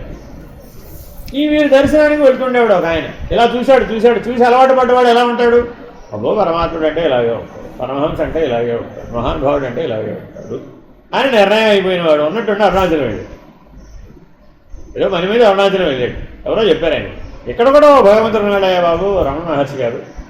సరే వెళ్ళాడు దర్శనాన్ని. తీరా వెళితే రమణ మహర్షి గారు భోజనం చేస్తున్నారు. అందరితో పాటు లైన్లో కూర్చుని ఇడ్లీలు తింటున్నారు. పొద్దున్నే వెళ్ళాడు, టిఫిన్ టైం అది. అందరు లైన్లో కూర్చున్నారు, ఆయన కూడా లైన్లో కూర్చున్నారు. అందరికి ఇడ్లీలు పెడుతున్నారు, ఆయనకి ఇడ్లీలు పెడుతుంది. ఆయన ఇడ్లీ సాంబార్ తినేశారు. ఎవరు చూడడానికి వెళ్ళాడు? పరమాచార్యుని దృష్టిలో పెట్టుకుని అలాంటి భగవంతుని చూడడానికి వెళ్ళాడు. తీరా చూస్తే ఇక్కడ ఎవరు కనబడ్డారు? కౌపీన వస్త్రధారి, అసలు తెలివే లేదు, ధూళి ధూసరితమైనటువంటి శరీరం, ఏ రకమైన శుభ్రత పరిశుభ్రత పాటించిన లక్షణాలు ఏం లేవు. ఎడ మెరిగిపోయింది, అంతా తల మాసిపోయింది. ఇడ్లీలు సాంబారు తినేస్తున్నాడు. స్నానం చేశాడో లేదో డౌట్. ఇలా ఆయనకి ఎన్నో సందేహాలు వచ్చేసినాయి ఆయన చూడగానే. ఈ భగవంతుడు అంటారు బాబు. నేను అనుకున్న భగవంతుడు అలాగనే ఉన్నాడు. రోజుకు 6 సార్లు స్నానం చేస్తాడు ఆయన. 144 సార్లు మనకయ్యంటే స్నానం పూర్తవుతుంది ఆయనకి. ఈయనే ఇలా అనుకుంటూ మళ్ళా కన్సి చేయాలి. ఏంటి మళ్ళా పరమాచార్య దర్శనానికి. ఏమిటి అరుణాచలం వెళ్ళొచ్చావా, భగవాన్ల దర్శనం అయిందా అని పరమాచార్యులు అడిగాడు. ఏం భగవాన్ల స్వామి అని ఈయన అనుకున్నవన్నీ ఏకరవు పెట్టాడు. అరే భరతక్కువాడా, ఇలా ఉంటేనే భగవంతుడు అనుకోవడం నీ పొరపాటు కదా, నీ భ్రాంతి కదా. భగవంతుడు ఎలా అయినా ఉండొచ్చు అయ్యా. రాముడిలాగా ఉండొచ్చు, కృష్ణుడిలాగా ఉండొచ్చు, నారసింహుడిగా ఉండవచ్చు, పరశురాముడిగా ఉండవచ్చు, మత్స్యంగా ఉండవచ్చు, కూర్మంగా ఉండవచ్చు, ఏదైనా ఉండవచ్చు. సర్వము భగవంతుడే అయ్యి ఉంటే ఇది కాదని చెప్పడానికి నువ్వేవాడివి. ఆయన ఆశ్రమధారులకెల్లా అవతలకి చేరిపోయిన వాడు. నేను ఇంకా సన్యాసాశ్రమానికి బందీగా ఉన్నాను, ఈ పీఠానికి బందీగా ఉన్నాను. దీని పరంపరని పోషించవలసిన అగత్యం నాకు ఈ జన్మలో ఉంది కాబట్టి నేను ఇలా ఉండవలసి వచ్చింది. పరమహంసనే అయి ఉన్నప్పటికీ, పరివ్రాజకుడే అయినప్పటికీ నేను దీనికి కట్టుబడ్డాను. ఆ కట్టుబడిన ధర్మాన్ని నేను ఆచరిస్తున్నాను. ఆయన కట్టుబడలేదు, స్వేచ్ఛ. ఆయన ఏదైనా చేయవచ్చు, ఏదైనా చేయకపోవచ్చు. చేసినా తప్పు లేదు ఆయనకి, చేయకపోయినా తప్పు లేదు. తిన్నా తప్పు లేదు, తినకపోయినా తప్పు లేదు. మాట్లాడినా తప్పు లేదు, మాట్లాడకపోయినా తప్పు లేదు. ఆయనకి ఏ తప్పు లేదు. ఎందుకని? అంతటా వ్యాపించి అంతటా నేనుగా ఉన్నటువంటి పరబ్రహ్మమైనటువంటి నిర్ణయంలో అత్యాశ్రమధారి అయినటువంటి ఆ పురుషోత్తముడు ఎవరైతే ఉన్నారో, ఆ తుర్యాతీతుడు ఎవరైతే ఉన్నారో, అతి స్థితికి చేరుకున్నటువంటి వాడికి ఏది లేదు, ఏ అంటూ లేదు. అర్థమైందండి? ఆయన ఏం చూశాడంటే ఇంతగా ఆయన పట్టుకున్న గొడవ ఏమిటంటే, వెళ్ళిన ఆయన బ్రాహ్మణ వంశంలో పుట్టినవాడు అనమాట. వీరు ఇడ్లీ సాంబార్ తింటుంటే ఏదో వచ్చింది అక్కడ, ఈ చేతితో తీసి పడేసేది. ఈ చేయి కడుక్కోలేదట ఆయన, అంతే. అంటే ఆయనకు అడ్డు సొంటులు చేయడం చేకూడితే తేడా లేదు. ఏమిటో నాకు అర్థం కాదు అన్నాడు. ఇదే సమస్య మీకు షిర్డీ సాయి సచ్చరిత్రలో కూడా ఉంటుంది. కాశీ నుంచి ఒక బ్రాహ్మడు బాబాని దర్శించడానికి వస్తాడు. వస్తే బాబా వారు అక్కడ ఉల్లిపాయలు తింటుంటారు. ఏ ఉల్లిపాయలు తినేవాయన భగవంతుడు ఏంటండి, బాబా ఏంటండి, సద్గురు ఏంటండి, నేనొప్పుకో అవన్నీ తమోగుణ పదార్థాలు. ఉల్లి వెల్లుల్లి ఇవేం తినకూడదండి బాబు. నేను అసలే శుద్ధ వైదికంలోంచి వచ్చాను, నేను ఆచారపరాయణుని, నేను ఇలాంటిదే. నీకేం కావాలంటాను, నాకు శుద్ధమైనటువంటి దేశీ ఆవు పాలు అయితేనే నేను ప్రసాదం తీసుకుంటాను, లేకపోతే తీసుకోరండి. నేను చాలా అనుష్ఠానపరు, నేను చాలా, నీకు ఆవు పాలు కావాలంతేనా కాదా, కూర్చోడు ఒక గ్లాస్ పట్టరా అంటారు. గ్లాస్ పట్టుకొస్తే ఆ ఉల్లిపాయలు చేత్తో పిండుతారు. తినే ఉల్లిపాయలు చేత్తో పిండుతారు. పిండితే అందులోనే ఆవు పాలు వస్తాయి, ఇచ్చేస్తారు తాగండి. ఉల్లిపాయలు పిండితే ఆవు పాలు రావడం, అది కూడా ఎంగిలి ఉల్లిపాయలు, మళ్ళీ ఒట్టి ఉల్లిపాయలు కూడా కదా, ఎంగిలి ఉల్లిపాయలు పిండితే ఆవు పాలు వస్తాయి. ఆవు పాలు తాగమంటే నేను తాగనంటాడు. కళ్ళతో చూశాడు కదా, నువ్వు తాగయ్యాది ఆవు పాలేనయ్యా అంటాడు. అంటే తాగేస్తాడు. ఇప్పుడు అది ఆవు పాలా ఏమిటి చెప్పమని. మా ఇంట్లో తాగే ఆవు పాలు కంటే బ్రహ్మాండంగా ఉన్నాయండి. మరి సర్వము నేనే అయి ఉన్నప్పుడు ఉల్లిపాయలు ఏమిటి, ఆవు పాలు ఏమిటి, శుద్ధమేమిటి, అశుద్ధమేమిటి? ఇదే విషయం సదాశివ బ్రహ్మేంద్రుల జీవితంలో కూడా జరుగుతుంది. ఇలా ఎన్నో భారతదేశంలో ఎంతమంది ఉన్నారు. అందుకనే భారతదేశం విలువైందనమాట. మీరు ఏ ప్రాంతానికైనా వెళ్ళండి, ఎక్కడో మహానుభావుడు ఉంటాడు. అదేనండి, గోమయం తినేస్తూ ఉంటాడు. ఆకలేసింది, ఏం కనపడలేదు, గోమయం తినేస్తాడు. ఎదురుకుండా గోమయం కనపడింది, గోమయం ఆహారంగా తినేస్తాడు. అదేమిటండి అంటే ఆయనకేమో తేడా లేదండి. అలాగే అప్పుడు అందరూ మొగలాయి ప్రభువులు కదా, వాళ్ళు రకరకాల పరీక్షలు మాంసాహారం తెచ్చిపెట్టేవాళ్ళు. తెచ్చిపెడితే వాళ్ళకేముంది, సంకల్ప మాత్రం చేత దాన్ని ఎలా కావాలంటే అలాగా మార్చుకోగలరు. కాబట్టి సృష్టికి ప్రతి సృష్టి చేయగలిగిన సామర్థ్యం ఉన్నటువంటి వాళ్ళకి ఇది అవునని, ఇది కాదని, ఇది తిన్నారని, ఇది తినలేదని, ఇది ఇంట్లోనే తయారు చేసిందని, ఇది బయట తయారు చేసిందని, ఇది వాడే వండాడు, వీడు వండాడు, కులమత భేదములు, గోత్ర భేదములు, శాఖాభేదములు, నీ దేశం నా దేశం, దేశభేదములు, కాలభేదములు, సజాతీయ విజాతీయ భేదములు. నేను ఇప్పుడు తెలియదు అమనస్క స్థితిలో ఏం చెప్పాడు ఆయన, ఏటి భేదం లేదు, సజాతీయ విజాతీయ వేగత స్వాగత, 4 భేదాలు ఉన్నాయట జ్ఞానంలో. మనం మొదట చెప్పినవన్నీ అజ్ఞానంలో, జ్ఞానంలో కూడా 4 భేదాలు ఉన్నాయి, సజాతీయ విజాతీయ స్వాగత వేగత. ఈ 4 భేదములు లేని వాడెవడవాడు పరమహంస, వాడు అమనస్కుడు. వాడికి ఏ మనసు లేదు, విశ్వ మనసు లేదు, వాడికి ప్రజ్ఞే లేదు, చైతన్యమే లేదు, వాడికి ఆ రహిత స్థితికి చేరుకున్నటువంటి వాడు. అటువంటి వాడెవడో వాడే అవధూత, వాడు నిజమైనటువంటి తురియాశ్రమధారి, వాడే తురియాతీతుడు.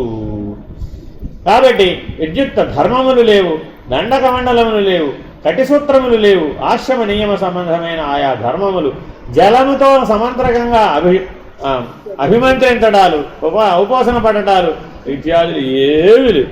అన్ని సమంత్రకంగా చేసేట. ఏమిటా మంత్రం పేరు? సోయం. అంతే, ఒకే మంత్రం. వదిలిపెట్టడానికి అది వేరే ఉంటే కదా, అది వేరు ఇది వేరు అంటే కదా, అవేవి లేవుడా. వదిలేశానంటే వదిలేసినట్టే పోయినట్టు. దిగంబరుడు పరిమిత వస్త్రములను త్యజించి సర్వదిక్కులను తన వస్త్రముగా ధారణ కలిగిన వాడు ఇత పూర్వపు వివర్ణములకు వల్కాజనములను నార వస్త్రములను పరిగ్రహణము కూడా సంచరిస్తున్నాడు. అంతకుముందేదో సన్యాసాశ్రమ ధర్మంలో నార వస్త్రాలు కట్టుకుంటారు. ఆ జనపనారతో తయారు చేసిన వస్త్రాలను కూడా విసర్జించేసాడు. కృష్ణాజనం కూర్చోవాలంటే ఏముండాలండి? అబ్బో అసలు ఏమంటే మీరు కాళ్ళు కింద పెట్టకూడదండి బాబోయ్, ఏమవుతుందమ్మా ఏమవుదమ్మా, మీరు కాళ్ళు కింద ఓరే నీ గోళం చెబితే వినరు కదా, అందుకని కాళ్ళు పైకెత్తి కూర్చుంటే ఏ గొడవ. అందుకని ఆ కృష్ణాజనంతో పని లేదు, ఆ దర్భాసనంతో అసలు పని లేదు. ధ్యానానికి ఒక వేదిక ఉండాలి, ఒక ఆసనం ఉండాలి, అలాగే కూర్చోవాలి, ఇలాగే కూర్చోవాలి. చూడండి భగవాన్ రమణులు ఎప్పుడూ కూడా ఇలా రిలాక్స్డ్గా కూర్చుంటారు, అవునా కదా? బిర్ర బిగుసుకుని ఒక శిలా మీరందరూ ఎలా కూర్చున్నారు సమాధి నిష్టలో, బిగుసుకుపోతారంతే. మళ్ళీ వెళ్ళి బ్రతిలాడాలి, లేవమ్మ లేవమ్మా, ఆకలిసిన లేవమ్మా, తెల్లమ్మ లేవమ్మా, లేవు. ఎందుకని అలా ఉంటేనే అది సమాధి నిష్ట అనే పరిమిత దృక్పథమే నిలబడిపోయింది. అదేంటి అంతటా ఉన్నవాడిని నేను అంటాం కదా సమాధి నిష్ట. ఎందుకని సమాధి నిష్ట అంటే ఏం చెప్పాడు? బ్రహ్మము నేను, ఆ పరబ్రహ్మమే నేను అన్నవాడు సమాధి నిష్ట, వాడు పరమహంస. ఆ హంసతత్వాన్ని ఎరిగి బిందు మధ్యంలో ఉండి సర్వత్రా వ్యాపించిన వాడు ఎవడో వాడు సమాధి నిష్ఠుడు. అది సమాధి నిష్ట, జ్ఞానపూర్వకమైన సమాధి నిష్ట. మిగిలినవని మనం పట్టుకున్నామని ఏమిటి? కిందన్నవి కర్మ మార్గంలో, యోగ మార్గంలో, భక్తి మార్గంలో పరిమితమైన దృక్పథంతో మాత్రమే చూసినప్పుడు ఏమైంది? అలా బీసుకుపోవచ్చు. మీరు 3 గంటలు బీసుకుపోమన్నారు కదా, నేను ఒరే నీ 3 గంటలు ఎందుకు బీసుకుపోమన్నారు నాయన? ఇవన్నీ వదులుకోవడానికి, వదిలించుకోవడానికి, అభిమాన త్యాగం చేయడానికి కనీసం 3 గంటలు ప్రయత్నిస్తే తర్వాత 36 గంటలు అది పనిచేస్తున్నది. కానీ 36 గంటలు పనిచేస్తుందా, బయటికి రాగానే మళ్ళీ మామూలు అయిపోతుంది. మరి అప్పుడు మరి ఎలా 3 గంటలు ఉపయోగపడ్డా? అది 24 గంటలు అయ్యే వరకు నేను నీ వెంట పడుతూనే ఉంటాను. 24 గంటలు కాదు, 365 రోజులు అయ్యే వరకు నీ వెంట పడుతూనే ఉంటాను. 365 రోజులు కాదు, ఆఖరి శ్వాసలో కూడా నీవు అదే సహజమైనటువంటి సహజ సమాజ నిష్టలో బ్రహ్మనిష్ఠుడవై పరబ్రహ్మమేనని ఎవరైతే త్యజిస్తాడో వాడు జన్మరాహిత్యం పొందినటువంటి వాడు, వాడు తురియాతీతుడు. అటువంటి స్థాయికి నువ్వు చేరుకోవాలనే సదుద్దేశంతో ఈ శాస్త్రాలన్నీ కూడా చెప్పబడుతున్నాయి.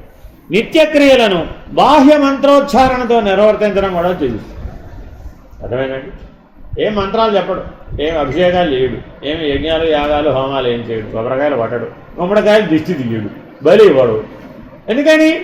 ఇవ్వడానికి రెండో చోటు ఉంటే కదా. పుచ్చుకునేవాడు ఒకడు రెండోవాడు ఉండాలి. ఇచ్చేవాడు ఒకడు ఉంటే పుచ్చుకునేవాడు ఉండాలా వద్దా? మరి అప్పుడు ఇద్దరు ఉన్నట్ట కాదంట. ఇద్దరు లేరు, స్వయం దేవదత్త, వాడే వీడు వీడేవాడు.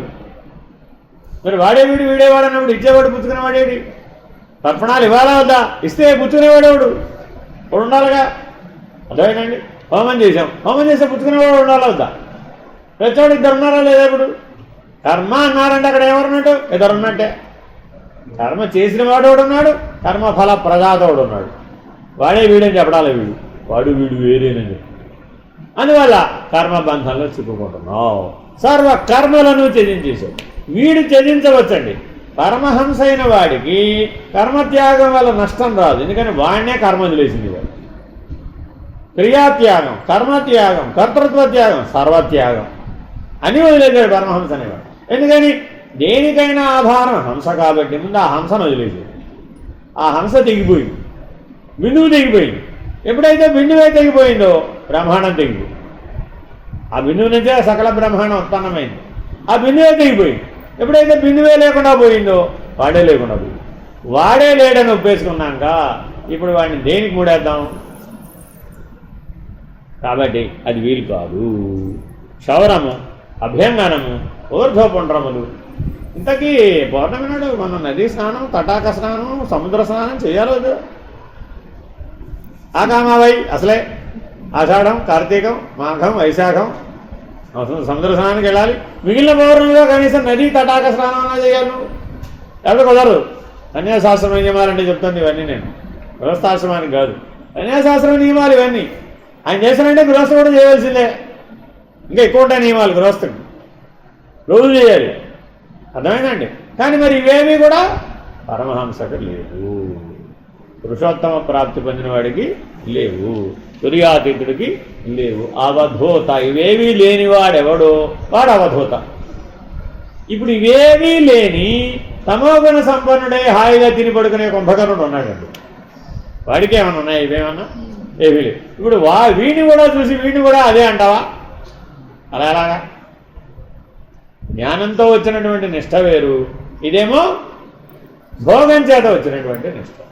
పూర్ణంగా భోగం మాత్రమే సత్యం అనుకుని జీవించేటువంటి వాడు ఎవరైతే ఉన్నాడో వాడు ఈ పరమహంస చూడ్డానికి ఒకలాగానే కనబడతాడు. వీడేమో భోగంలో పిచ్చివాడు, వాడేమో జ్ఞానంలో ఉన్మత్తుడు. ఇద్దరు ఉన్మత్తులే ఏతావాత. అర్థమేనండి? కాబట్టి చాలా జాగ్రత్తగా జ్ఞానోన్మత్తులైనటువంటి అవధూతలను ఆశ్రయించవలనే కానీ మానసిక తలంలో ఉన్మత్తత ప్రాప్తించినటువంటి పిచ్చివారిని అవధూతలుగా భ్రమించరాదు.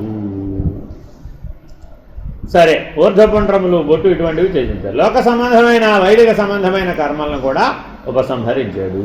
సర్వత్రా పుణ్య అపుణ్య క్రియా సంబంధమైన భావ ఉద్రేక విశేషాలను వర్జించాడు. అర్థమేనండి?